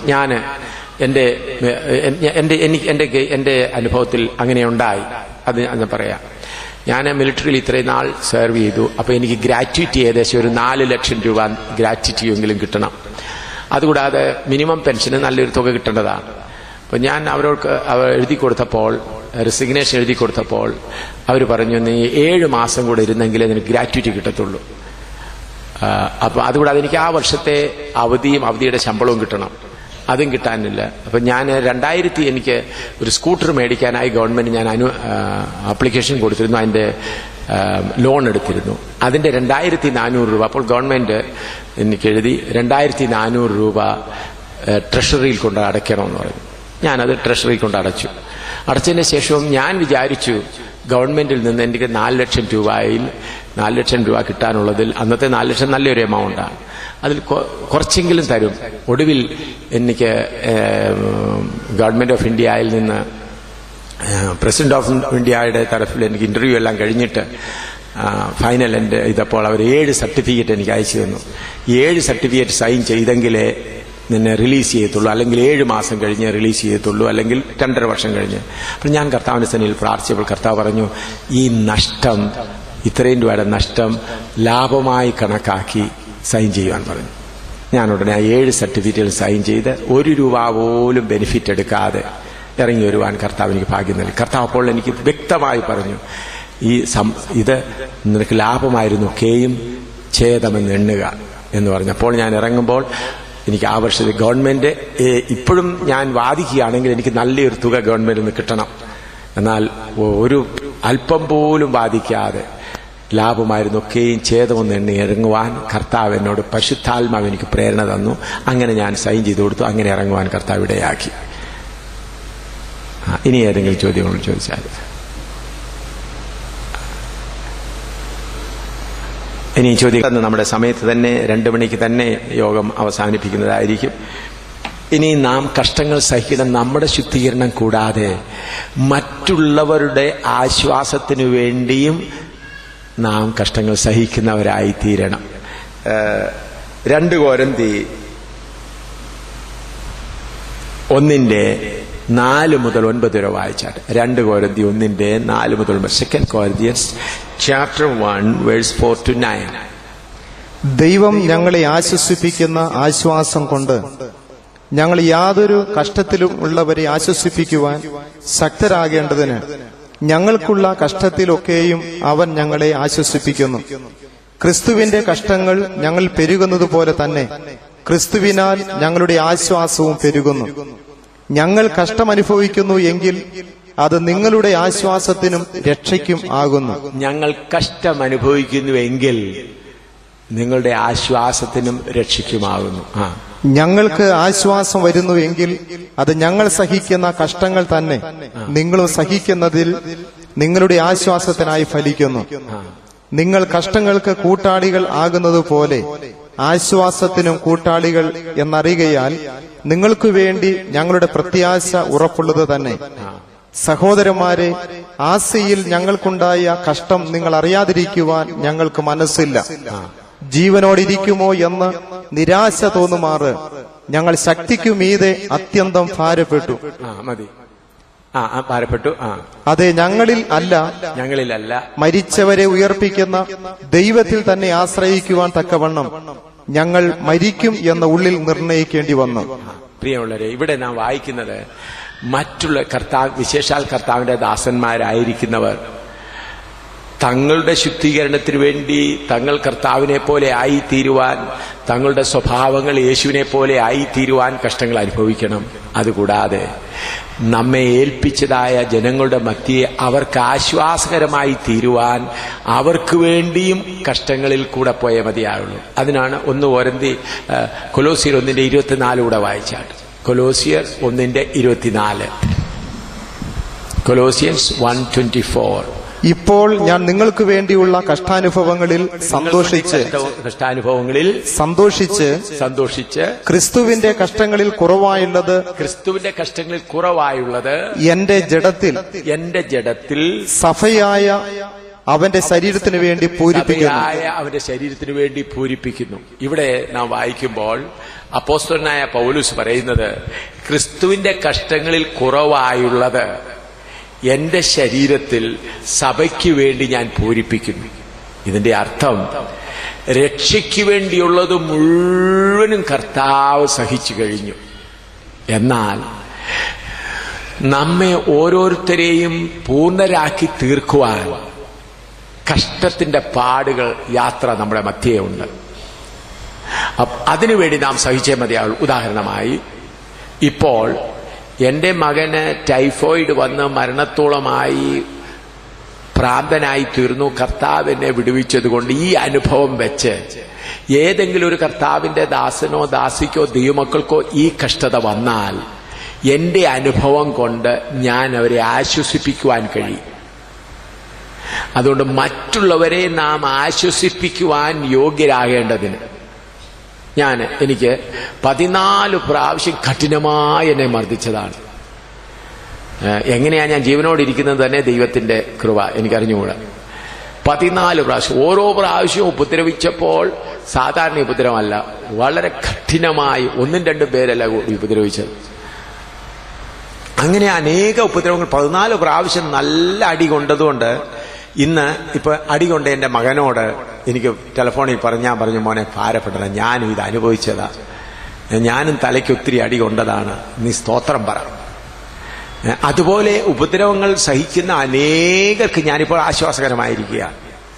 ഇപ്പോൾ ഇതേ സമയത്ത് ജയിലിൽ ഞങ്ങളുടെ കൂട്ടുവിശ്വാസികളായ 2 സഹോദരന്മാരും 2 സഹോദരിമാരും കിടക്കുകയാണല്ലോ. ഞാൻ അവർക്ക് ഇവിടുന്ന് ടെലിഫോണിൽ കൂടെ മറ്റുള്ളവർ മെസ്സേജ് കൊടുത്തത്, നിങ്ങൾ ഭാരപ്പെടേണ്ട, നിങ്ങൾ ജയിലിൽ നിന്ന് ഇറങ്ങി വിടാൻ ധൃതി വെക്കേണ്ട, കർത്താവ് നിങ്ങളുടെ കൂടെ ഇരിക്കും. ഇന്നലത്തെ ടെലിഫോണിലേക്ക് ഇട്ടത് അവർ ജയിലിൽ സഹോദരിമാരിൽ ഒരു സഹോദരിയെ കർത്താവിലേക്ക് കൊണ്ടുവരുവാനിടയായി എന്ന് ഇന്നലെ ടെലിഫോണിൽ എനിക്ക് കിട്ടുവാനിടയായി. അപ്പോൾ സഹോദരിമാർ ജയിലിൽ കിടക്കുകയാണ്. അവർ ആ ജയിലിൽ കിടക്കുന്ന ജയിൽ പുള്ളികളിൽ ഒരാളെ ഇന്നലെ അവര് കർത്താവിലേക്ക് കൊണ്ടുവരുവാൻ ഇടയായി എന്ന് ടെലിഫോണിൽ എന്നെ മറ്റുള്ളവർ പോയപ്പോൾ അറിയിപ്പാനിടയായി. അപ്പോൾ കഷ്ടങ്ങളിൽ കൂടെ നാം നടന്നു പോകുമ്പോൾ, പട്ടിണിയിൽ കൂടെ പോകുമ്പോൾ, പ്രയാസങ്ങളിൽ കൂടെ പോകുമ്പോൾ നമുക്ക് ലഭിക്കുന്ന ആശ്വാസം മറ്റുള്ളവരെ ആശ്വസിപ്പിക്കുവാനിടയാകും. പട്ടിണി അനുഭവിച്ച ഒരു കർത്താവിന്റെ ദാസൻ, ഒരു വിശ്വാസി പട്ടിണി കിടക്കുകയാണെങ്കിൽ അവന്റെ അടുക്കൽ ചെന്നിട്ട് ആശ്വാസമായി സംസാരിക്കുവാൻ കഴിയും. എന്നാൽ പട്ടിണി അനുഭവിക്കാത്ത ഒരു കർത്താവിന്റെ ദാസനാണെങ്കിൽ ആ പട്ടിണി അനുഭവിക്കുന്ന വിശ്വാസിയുടെ വീട്ടിൽ ചെന്നിട്ട്, നീ കർത്താവിന് വേണ്ടി കൊടുക്കാഞ്ഞതുകൊണ്ട് നിനക്കിത് വന്നതാ, നീ കർത്താവിന് വേണ്ടി കൊടുക്കാഞ്ഞതുകൊണ്ട് നീ പട്ടിണി ആയതാന്ന് പറഞ്ഞു പോകും. എന്നാൽ നല്ലവണ്ണം പട്ടിണി അനുഭവിച്ച ഒരു കർത്താവിന്റെ ദാസനാണെങ്കിൽ അവരുടെ വീട്ടിൽ ചെന്ന്, ചിലപ്പോൾ ആ വീട്ടിൽ ആ സഹോദരന് ജോലി ചെയ്യേണ്ട കൂലി വേലക്കാരനായിരിക്കും, അവന് കാലിനോ ഏതോ വേദനയുണ്ടായി എന്ന് വിചാരിച്ചാട്ട് അതുകൊണ്ട് 3-4 ദിവസം 4-5 ദിവസം ജോലി ചെയ്യാൻ കഴിഞ്ഞില്ല, വീട്ടിലൊന്നുമില്ല. അപ്പോൾ പട്ടിണി അനുഭവിച്ച കർത്താവിന്റെ ദാസൻ എന്ത് ചെയ്യും? അവിടെ ചെന്ന് അവരുടെ വീട്ടിൽ ചെന്നിരുന്നിട്ട് കടന്നു വരും, നമുക്കെല്ലാവരും കൂടി ഇരുന്ന് പ്രാർത്ഥിക്കാം, കുറച്ച് വെള്ളം കൊണ്ടുപോകാം, ഞാൻ പ്രാർത്ഥിച്ചു തരാം. യേശു വെള്ളം വീഞ്ഞാക്കി, യേശു 5 അപ്പം കൊണ്ട് 5000 പേര്, ഞാനിത് പ്രാർത്ഥിച്ചു തരാം, കുഞ്ഞുങ്ങളുടെ വിശപ്പെല്ലാം കർത്താവ് മാറ്റിത്തരും. അങ്ങനെ പ്രാർത്ഥിച്ചു കൊടുക്കുമ്പോൾ തീർച്ചയായിട്ടും അവർക്ക് ഏതോ തൃപ്തിയായ ഒരു ആഹാരം കിട്ടിയതുപോലെ അനുഭവമാവും. ഞങ്ങളങ്ങനെ വളരെ അനുഭവിച്ചിട്ടുണ്ട്, സഹോദരന്മാരെ അങ്ങനെ ആശ്വസിപ്പിച്ചിട്ടുണ്ട്. ഒന്നല്ല, പല കേസുകളുണ്ട്, 100 കണക്കിനുണ്ട്. അപ്പോൾ പട്ടിണി അനുഭവിച്ചതിന്റെ മധുര്യം അറിയാവുന്നവർക്കേ അത് ചെയ്യാൻ കഴിയുള്ളൂ. അല്ലെങ്കിൽ പട്ടിണി നീ കർത്താവിന് വേണ്ടി കൊടുക്കാഞ്ഞുകൊണ്ട് നിനക്ക് ശാപം, അതുകൊണ്ടാണ് നീ പട്ടിണിയാണെന്ന് പറയും. അങ്ങനെ പറയുവാനിടയാവും. അപ്പോൾ നാം ഓരോരോ വഴികളിൽ കൂടെ പോകുമ്പോൾ നമുക്ക് കർത്താവ് തരുന്ന ആശ്വാസം നിമിത്തം മറ്റുള്ളവരെ ആശ്വസിപ്പിക്കുവാനും, അപ്പോൾ നാം കഷ്ടങ്ങൾ സഹിച്ചുകൊണ്ട് നാം ഒരുങ്ങുന്നു, ശുദ്ധരായിത്തീരുന്നു, യേശുവെ പോലെ ആയിത്തീരുന്നു. അതേ സമയത്ത് തന്നെ മറ്റുള്ളവർക്ക് ആശ്വാസത്തിനും കാരണമായിത്തീരുന്നു. അപ്പൊ എത്ര നല്ല ശുശ്രൂഷയാണിത്! കഷ്ടം അനുഭവിക്കുന്നത് ഈ സ്റ്റേജിൽ നിന്ന് പ്രസംഗിക്കുന്നതിനേക്കാൾ നല്ലൊരു ശുശ്രൂഷയാണ് കഷ്ടതയുടെ കിടക്ക. രോഗത്തിന്റെ കിടക്കയാകട്ടെ, പട്ടിണിയുടെ ആകട്ടെ, അത് നല്ലൊരു ശുശ്രൂഷയായി നമുക്ക് ചെയ്യുവാൻ കഴിയും. അതെങ്ങനെ ചെയ്യുവാൻ കഴിയും? സന്തോഷത്തോടെ.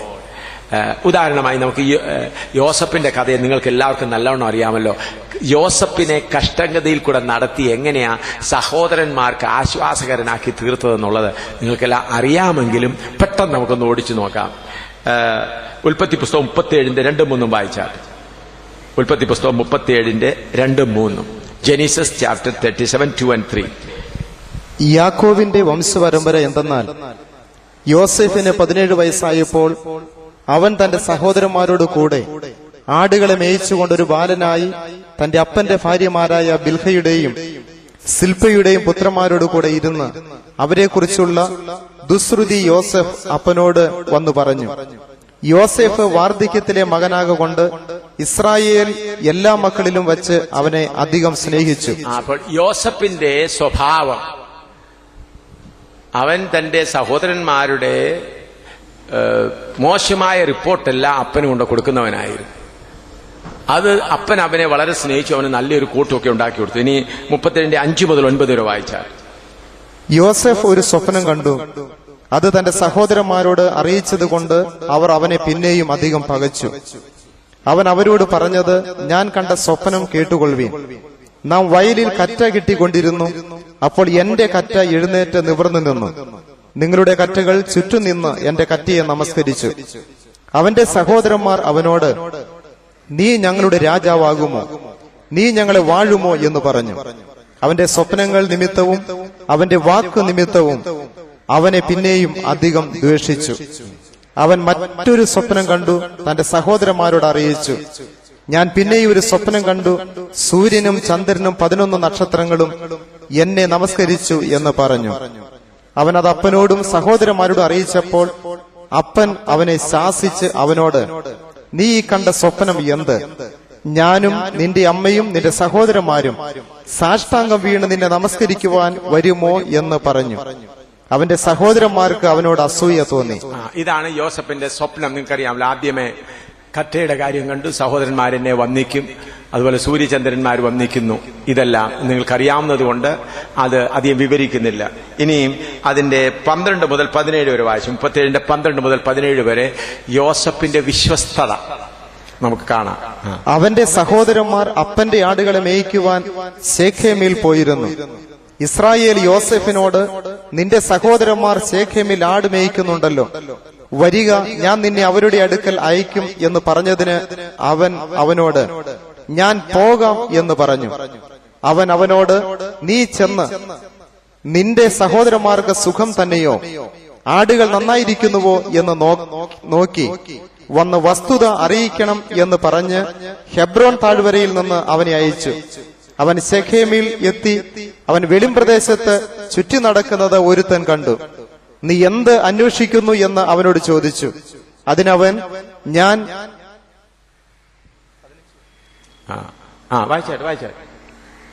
ഞാൻ എന്റെ സഹോദരന്മാരെ അന്വേഷിക്കുന്നു, അവർ എവിടെ ആട് മേയ്ക്കുന്നു എന്ന് എന്നോട് അറിയിക്കണമേ എന്ന് പറഞ്ഞു.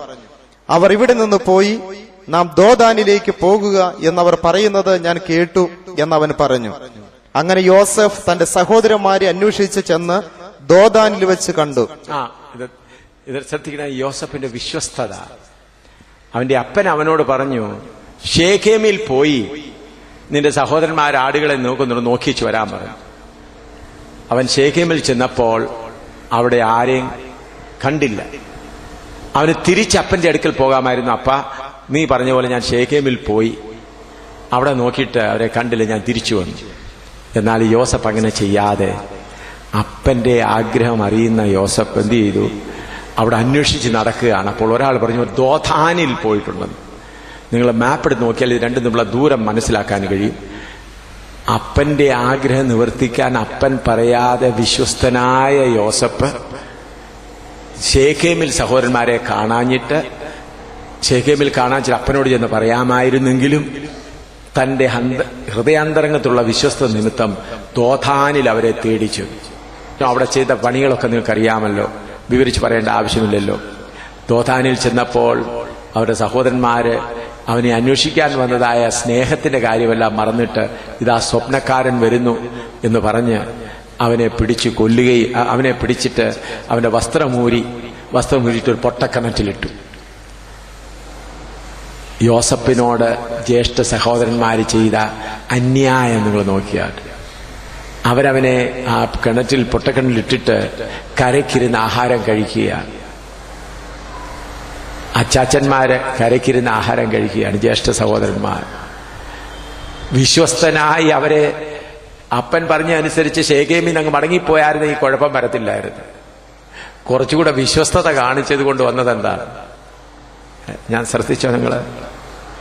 കുറച്ചുകൂടെ വിശ്വസ്തത കാണിച്ചത് കൊണ്ട് ഇപ്പൊ എവിടെ കിടക്കുന്നത്? പൊട്ടക്കിണറ്റിൽ. അപ്പൻ പറഞ്ഞത് മാത്രം ചെയ്തേച്ച് പോയായിരുന്നേ പൊട്ടക്കിണറ്റിൽ കിടക്കേണ്ടി വരികയില്ലായിരുന്നു. എന്നാൽ വിശ്വസ്തനായ യോസഫിന് പൊട്ടക്കിണറ്റിൽ കിടക്കേണ്ടി വന്നു. പൊട്ടക്കിണറ്റിൽ കിടന്നതിന് ശേഷം പിന്നെയും അവനെ വിൽക്കുകയാണ് ചെയ്തത് മിസ്രൈമ്യർ. ആ യൗവനക്കാരൻ, 17 വയസ്സുള്ള യൗവനക്കാരൻ അവിടെ മുമ്പിൽ നിന്ന് കരയുന്നുണ്ടായിരിക്കും. അന്യജാതിയുടെ അടുക്കിലേക്ക് അവനെ വിൽക്കുകയാണ്. ഈ അന്യായം എന്തുകൊണ്ടാണ് ഉണ്ടായത്? വിശ്വസ്ത പാലിച്ചതുകൊണ്ട്. അതിനുശേഷം പൊത്തിപ്പേറിന്റെ കുടുംബത്തിൽ വന്നു. പൊത്തിപ്പേറിന്റെ കുടുംബം ദൈവം അവനോടുകൂടെ ഉണ്ടായിരുന്നു. ദൈവം അവനോടുകൂടെ ഉണ്ടായിരുന്നു. അവനെ അവിടെ വലിയവനാക്കി. അപ്പൊ അവിടെയും ഉണ്ടാകുന്നത് അതിന്റെ 9-ാം വാക്യം 39 ഉൽപ്പത്തി 39:9 വായിച്ചാൽ, അവൻ തനിക്കുള്ളതൊക്കെയും യോസെഫിന്റെ കയ്യിൽ ഏൽപ്പിച്ചു. താൻ ഭക്ഷിക്കുന്ന ഭക്ഷണം ഒഴികെ അവന്റെ കൈവശമുള്ള മറ്റ് യാതൊന്നും അവൻ അറിഞ്ഞില്ല. യോസെഫ് കോമളനും മനോഹര രൂപിയും ആയിരുന്നതുകൊണ്ട് യജമാനന്റെ ഭാര്യ യോസെഫിന്മേൽ കണ്ണു പതിച്ചു. എന്നോടുകൂടെ ശയിക്ക എന്ന് പറഞ്ഞു. അവൻ അതിനെ സമ്മതിക്കാതെ യജമാനന്റെ ഭാര്യയോട്, ഇതാ വീട്ടിൽ എന്റെ കൈവശമുള്ള യാതൊന്നും എന്റെ യജമാനൻ അറിയുന്നില്ല. തനിക്കുള്ളതൊക്കെയും എന്റെ കയ്യിൽ ഏൽപ്പിച്ചിരിക്കുന്നു. ഈ വീട്ടിൽ എന്നേക്കാൾ വലിയവനില്ല.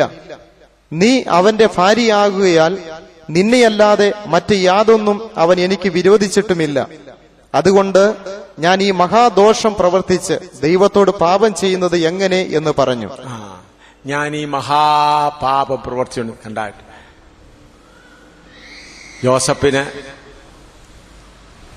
എല്ലാ അനുഗ്രഹങ്ങളും ലഭിച്ചവിടെ ഇരിക്കുമ്പോൾ അവന്റെ ഭാര്യ അവനെ വശീകരിക്കുവാനായി പൊത്തിപ്പേറിന്റെ ഭാര്യ ശ്രമിച്ചപ്പോൾ അവിടെയും യോസഫ് അതിൽ നിന്ന് രക്ഷപ്പെടുവാൻ ശ്രമിച്ചു. എന്നാൽ ഒടുവിൽ നിങ്ങൾ വന്ന സംഭവം അറിയാമല്ലോ. അവന്റെ ഭാര്യ അവന്റെ വസ്ത്രം പിടിച്ചെടുക്കുകയും ഒടുവിൽ അവന്റെ മേൽ ദോഷം ചെലുത്തുകയും ചെയ്തു. ജയിലിൽ കിടക്കേണ്ടി വന്നു. പാപം ചെയ്തായിരുന്നെങ്കിൽ ജയിലിൽ പോകേണ്ടി വരികയില്ലായിരുന്നു. പാപം ചെയ്യാഞ്ഞതുകൊണ്ട്, വിശുദ്ധനായി നിന്നതുകൊണ്ട് എവിടെ കിടക്കുകയാണ്? ഇപ്പോൾ ജയിലിൽ കിടക്കുകയാണ്. അപ്പോൾ അവന്റെ ഭാര്യ എന്താണ് പറയുന്നത്? കണ്ടോ, ഇത് യോസഫ് വന്ന്. അപ്പൊ യോസഫ് അവിടെ ജയിലിൽ കിടക്കുമ്പോൾ കുറ്റവാളി എന്ന പോലെ കിടക്കുന്നത്. ദൈവത്തിന് മാത്രമേ അറിയത്തുള്ളായിരുന്നു അവൻ കുറ്റവാളിയല്ല എന്നുള്ളത്. സകല തെളിവുകൾ കൊണ്ട് അവന്റെ വസ്ത്രവും അവിടെ കിടപ്പുണ്ട്. ഭാര്യ പറയുകയാണ്, ജയിലിൽ ഇട്ടിരിക്കുകയാണ്, അവനെ സഹായിപ്പാൻ ആരുമില്ല. അങ്ങനെ ജയിലിൽ കിടന്നപ്പോൾ ഏകദേശം 14 വർഷം, യോസഫിന് 17 വയസ്സുള്ളപ്പോഴാണ് ഈ സംഭവം നടക്കുന്നത്. പിന്നെ വീണ്ടും ഫറവോന്റെ അടുക്കൽ നിൽക്കുമ്പോൾ അവൻ 30 വയസ്സാവും. ഏകദേശം 14 വർഷം നിരപരാധിയായ യോസഫ് ജയിലിൽ കിടന്ന് അവൻ എന്തുമാത്രം ഒരുങ്ങിക്കാണും. ഞാനതുകൊണ്ടാണ് പറഞ്ഞത്, നീതിമാന്മാരെ പരിശോധിക്കുന്നവനായ ദൈവം. ഒടുവിൽ ബട്ട്ലർ അവരെ പാനപാത്രവാഹന് യോസഫ് പറഞ്ഞു, വല്ല വിധത്തിലും ഒന്ന് ഇറങ്ങിപ്പോയേക്കാം എന്ന് വിചാരിച്ചപ്പോൾ പാനപാത്രവാഹകനും അവന്റെ കാര്യം ഓർത്തില്ല. എന്നാൽ സമയമായപ്പോൾ, ദൈവത്തിന്റെ സമയമായപ്പോൾ ഇതാ യോസഫിന് വേണ്ടി വാതിൽ തുറക്കുകയാണ്. അതിന്റെ വാക്യം വായിച്ചാട്ട്, അതിന്റെ 41:14 വാക്യം വായിച്ചാട്ട്. 41:14 വാക്യം, ഉൽപ്പത്തി പുസ്തകം 41:14. ഉടനെ ഫറവോൻ ആളയച്ച് യോസെഫിനെ വിളിപ്പിച്ചു. അവർ അവനെ വേഗത്തിൽ കുണ്ടലിൽ നിന്ന് ഇറക്കി, വേഗത്തിൽ കുണ്ടലിൽ നിന്ന് ഇറക്കി അവൻ ക്ഷൗരം ചെയ്യിച്ചു. വസ്ത്രം മാറി ഫറവോന്റെ അടുക്കൽ ചെന്നു. ഹല്ലേലൂയ. പ്രിയമുള്ളവരെ, ഈ 7 വർഷം 14 വർഷം യോസഫ് ജയിലിൽ കിടക്കുമ്പോൾ സ്വർഗത്തിലെ ദൈവം അവനെ നോക്കിക്കൊണ്ടിരിക്കുകയായിരുന്നു. അവന്റെ ഒരുക്കം പൂർത്തിയായപ്പോൾ അവനെ വെളിയിൽ കൊണ്ടുവരുവാൻ ദേശത്ത് വലിയ ക്ഷാമം ദൈവം അനുവദിച്ചു. ഞാൻ വിചാരിക്കുന്നത് യോസഫിനെ ജയിലിൽ നിന്ന് കൊണ്ടുവരുവാനും അതുകൂടാതെ യാക്കോബിന്റെ കുടുംബത്തെ അവിടെ നിന്ന് കൊണ്ടുവരാനും കൂടെ ആണ് യഹോവയായ ദൈവം ക്ഷാമം അനുവദിച്ചത്. പെട്ടെന്ന് അവനെ ജയിലിൽ നിന്ന് കൊണ്ടുവന്നു. ഒടുവിൽ നാം വായിക്കുന്നു, യോസഫ് രാജാവിന്റെ 2-ാം സ്ഥാനത്ത് അവന്റെ 2-ാം രഥത്തിൽ കയറ്റി യാത്ര ചെയ്യിക്കുകയാണ്. എല്ലാ മിസ്രൈമ്യരും അവന് മുമ്പിൽ മുട്ടുകുത്തുകയാണ്. ഒടുവിൽ യോസഫിന്റെ സഹോദരന്മാരും വന്നു ചേർന്നു. ആ ഭാഗം വായിച്ചിട്ട് നമുക്ക് പ്രാർത്ഥിക്കാമല്ലോ. ഉൽപ്പത്തി പുസ്തകം 45:7-8 വായിച്ചാൽ. ഉൽപ്പത്തി പുസ്തകം 45:7-8. ഭൂമിയിൽ നിങ്ങൾക്ക് സന്തതി ശേഷിക്കേണ്ടതിനും വലിയൊരു രക്ഷയാൽ നിങ്ങളുടെ ജീവനെ രക്ഷിക്കേണ്ടതിനും ദൈവം എന്നെ നിങ്ങൾക്ക് മുൻപേ അയച്ചിരിക്കുന്നു. ആകയാൽ നിങ്ങളല്ല, ദൈവം അത്രേ എന്നെ ഇവിടെ അയച്ചത്. മുൻപ് യോസഫിന്റെ സ്വഭാവം എന്തായിരുന്നു? സഹോദരന്മാരുടെ കുറ്റം പറയുകയായിരുന്നു. ഇപ്പോൾ സഹോദരന്മാർ കുറ്റവാളികളായി അവന്റെ നിൽക്കുമ്പോൾ യോസഫ് ഒന്നും പകരം വീട്ടാൻ നോക്കാതെ സഹോദരന്മാരെ, നിങ്ങളല്ല എന്നെ അയച്ചത്, യഹോവയായ ദൈവമാണ് എന്നെ അയച്ചത്. ഈ പരിജ്ഞാനം എവിടുന്നാ കിട്ടിയത്? ഈ 14 വർഷത്തെ ജയിൽവാസത്തിലാ കിട്ടിയത്. ഇത് പ്രാർത്ഥിച്ചിരുന്നപ്പോ ഉപവാസത്തിൽ കിട്ടിയ വെളിപ്പാടല്ല. 14 വർഷം ജയിൽ പുള്ളിയായി കഷ്ടത അനുഭവിച്ചതിനാൽ കിട്ടിയ ജ്ഞാനമാണ്. എന്നെ നിങ്ങളല്ല അയച്ചത്, എന്റെ ദൈവമാണ് അയച്ചത്. ഹല്ലേലൂയ. യോസഫ് തന്റെ സഹോദരന്മാർക്ക് ആശ്വാസദായകനായി തീർന്നു. യോസഫിനെ ആശ്വാസദായകൻ, ഫറവോന്റെ സിംഹാസനത്തിൽ കയറി ഇരിക്കണമെങ്കിൽ പെട്ടെന്നല്ല, പൊട്ടക്കുഴിയിൽ പോകണം, പൊട്ടക്കിണറിൽ കിടക്കണം, അതിനുശേഷം പൊത്തിപ്പേറിന്റെ ഭാര്യയുടെ ആക്ഷേപം ഏൽക്കണം. 14 വർഷം ജയിലിൽ കയറിയാലേ എവിടെ കയറത്തുള്ളൂ? ഫറവോന്റെ സിംഹാസനത്തിൽ. ഇന്ന് അനേക ശുശ്രൂഷകന്മാരുടെയും ചിന്ത എന്താണ്? അനേക വിശ്വാസികളുടെയും, യേശു കഷ്ടം അനുഭവിച്ചുകൊണ്ട് നമുക്കിവിടെ രക്ഷിക്കപ്പെട്ട ഉടനെ സിംഹാസനമാണ്. അല്ല പ്രിയ സഹോദരന്മാരെ, ദൈവസഭയ്ക്ക് വേണ്ടി നിങ്ങളുടെ ശരീരങ്ങൾ കഷ്ടങ്ങൾക്ക് വേണ്ടി ഏൽപ്പിച്ചു കൊടുക്കണം. എബ്രായലേഖനത്തിൽ നാം വായിക്കുന്നു, എനിക്കൊരു ശരീരം നൽകിയിരിക്കുന്നു, നിന്റെ ഇഷ്ടം നിവർത്തിപ്പാൻ ഞാനിതാ വന്നിരിക്കുന്നു. ഹല്ലേലൂയ. പ്രിയമുള്ളവരെ, നമ്മുടെ കർത്താവിന് ലഭിച്ച ശരീരം കൊണ്ട് തന്റെ ഇഷ്ടം നിവർത്തിച്ച് നമ്മളെയെല്ലാം വിടുവിച്ചു. നമുക്ക് ലഭിച്ച ശരീരം കൊണ്ട് ആ ശരീരങ്ങളിൽ കഷ്ടമനുഭവിച്ചുകൊണ്ട് ദൈവസഭയ്ക്ക് വേണ്ടി നിൽക്കുവാൻ, മണവാട്ടി സഭയ്ക്ക് വേണ്ടി നിൽക്കുവാൻ, നമ്മെ തന്നെ ഒരുക്കുക മാത്രമല്ല മറ്റനേകരെയും ഒരുക്കുവാൻ നാം പ്രാപ്തരായി തീരണം. അതിനുവേണ്ടി നമ്മെ തന്നെ നാം സമർപ്പിച്ചെങ്കിൽ മാത്രമേ കർത്താവ് പ്രവർത്തിക്കുകയുള്ളൂ. സമർപ്പിച്ചു കഴിഞ്ഞാൽ, കർത്താവേ എനിക്ക് നടപ്പാൻ കഴിയില്ല, പരിശുദ്ധാത്മാവേ എന്നെ കരം പിടിച്ച് നടത്തണമേ എന്ന് പറഞ്ഞ് പരിശുദ്ധാത്മാവിനോട് പ്രാർത്ഥിച്ചാൽ തീർച്ചയായും ദൈവത്തിന്റെ പരിശുദ്ധാത്മാവ് നമ്മളെ നടത്തുവാൻ മതിയായവനാണ്. ആകയാൽ ഈ ഒടുവിലത്തെ യുഗത്തിൽ ഞാൻ കൺക്ലൂഡ് ചെയ്യാൻ പോവുകയാണ്. ഈ ഒടുവിലത്തെ യുഗത്തിൽ നാം എത്തിയിരിക്കുന്ന ഈ സമയത്ത് കർത്താവിന് വേണ്ടി സുഖം അനുഭവിപ്പാനല്ല, കഷ്ടമനുഭവിപ്പാൻ ഞാൻ ആഗ്രഹിക്കുന്നു. കർത്താവേ, നീ നടത്തുന്ന പാതയിൽ കൂടെ പോകുവാൻ വ്യവസ്ഥ കൂടാതെ ഞാൻ സമർപ്പിക്കുന്നു. എനിക്ക് കഷ്ടങ്ങൾ തരണമേ എന്ന് പ്രാർത്ഥിക്കാനല്ല, ഇന്നു മുതൽ കഷ്ടങ്ങൾ തരുമ്പോൾ കർത്താവേ, നീ എന്നെ അയക്കുന്ന ഏത് പാതയിലും വ്യവസ്ഥ കൂടാതെ, ചോദ്യം ചെയ്യാതെ നിന്റെ പിന്നാലെ പോകുവാൻ ഞാൻ എന്നെ തന്നെ സമർപ്പിക്കുന്നുവെന്ന് താല്പര്യമുള്ളവർക്ക് സമർപ്പിക്കാനുള്ള ഒരു അവസരമാണിത്. അതിനുവേണ്ടി ഞാൻ നിങ്ങളോട് എല്ലാവരും എഴുന്നേറ്റ് ഒറ്റയ്ക്കായി പറയണമെന്നല്ല, നാം എല്ലാവരും ദൈവസന്നിധിയിൽ എഴുന്നേറ്റ് നിന്ന്, ഞാൻ പറഞ്ഞതിന് ശേഷം എഴുന്നേറ്റ് നിന്ന് പ്രാർത്ഥിപ്പാൻ പോകണം. എഴുന്നേറ്റ് പ്രാർത്ഥിപ്പാൻ പോവുകയാണ്. ആ സമയത്ത് ഇന്നാര് സമർപ്പിച്ചു, ഇന്നാര് സമർപ്പിച്ചില്ല എന്നാരും അറിയുവാനിടയാകാതെ നാം ശാന്തമായി എഴുന്നേറ്റ് നിൽക്കുമ്പോൾ ഞാൻ നിങ്ങളോട് താഴ്മയായി ഉപേക്ഷിക്കുന്നത്, ഇരുന്നാട്ട് താഴ്മയായി അപേക്ഷിക്കുന്നത്, ദൈവത്തിന്റെ സന്നിധിയുണ്ട്. കർത്താവേ, എനിക്ക് ബലമില്ല, എനിക്ക് കഴിവില്ല, എന്നാൽ നിന്റെ ശരീരമാകുന്ന സഭയ്ക്ക് വേണ്ടി എന്റെ ശരീരത്തെ കഷ്ടങ്ങളിൽ അപ്പോസ്തലൻ പൗലോസ് പറഞ്ഞതുപോലെ നിങ്ങളുടെ ആശ്വാസത്തിനായി ഞാൻ കഷ്ടമനുഭവിക്കുന്നു. കർത്താവേ, ഞങ്ങളുടെ കൂട്ടു സഹോദരന്മാരുടെ ആശ്വാസത്തിനായി, എന്നെ ഏൽപ്പിച്ച ആടുകളുടെ ആശ്വാസത്തിനായി, കേരളത്തിലെ ദൈവജനങ്ങളുടെ ആശ്വാസത്തിനായി ഞാൻ എന്നെ തന്നെ സമർപ്പിക്കുന്നു, എന്റെ ശരീരത്തെ സമർപ്പിക്കുന്നു എന്ന് നമ്മൾക്ക് പ്രാർത്ഥിപ്പാനുള്ളൊരു അവസരമാണ്.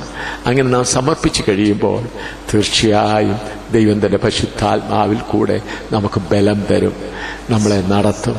ആകയാൽ നമുക്ക് ശാന്തമായി ദൈവസന്നിധിയിൽ എഴുന്നേറ്റ് നിൽക്കാം, അല്പനേരം പ്രാർത്ഥിക്കാം. അങ്ങനെ പ്രാർത്ഥിക്കുമ്പോൾ ദൈവാത്മ പ്രേരണയുള്ളവർ ദൈവത്തോട് പ്രാർത്ഥിച്ചുകൊണ്ടാട്ട്, ദൈവാത്മ പ്രേരണയുള്ളവർ സമർപ്പിച്ചാണ്ട്. Hallelujah, hallelujah. നിങ്ങളുടെ സമർപ്പണ വാചനങ്ങൾ നിങ്ങളും ദൈവം മാത്രം അറിഞ്ഞാൽ മതി. Hallelujah, hallelujah, hallelujah, hallelujah hallelujah hallelujah hallelujah hallelujah hallelujah.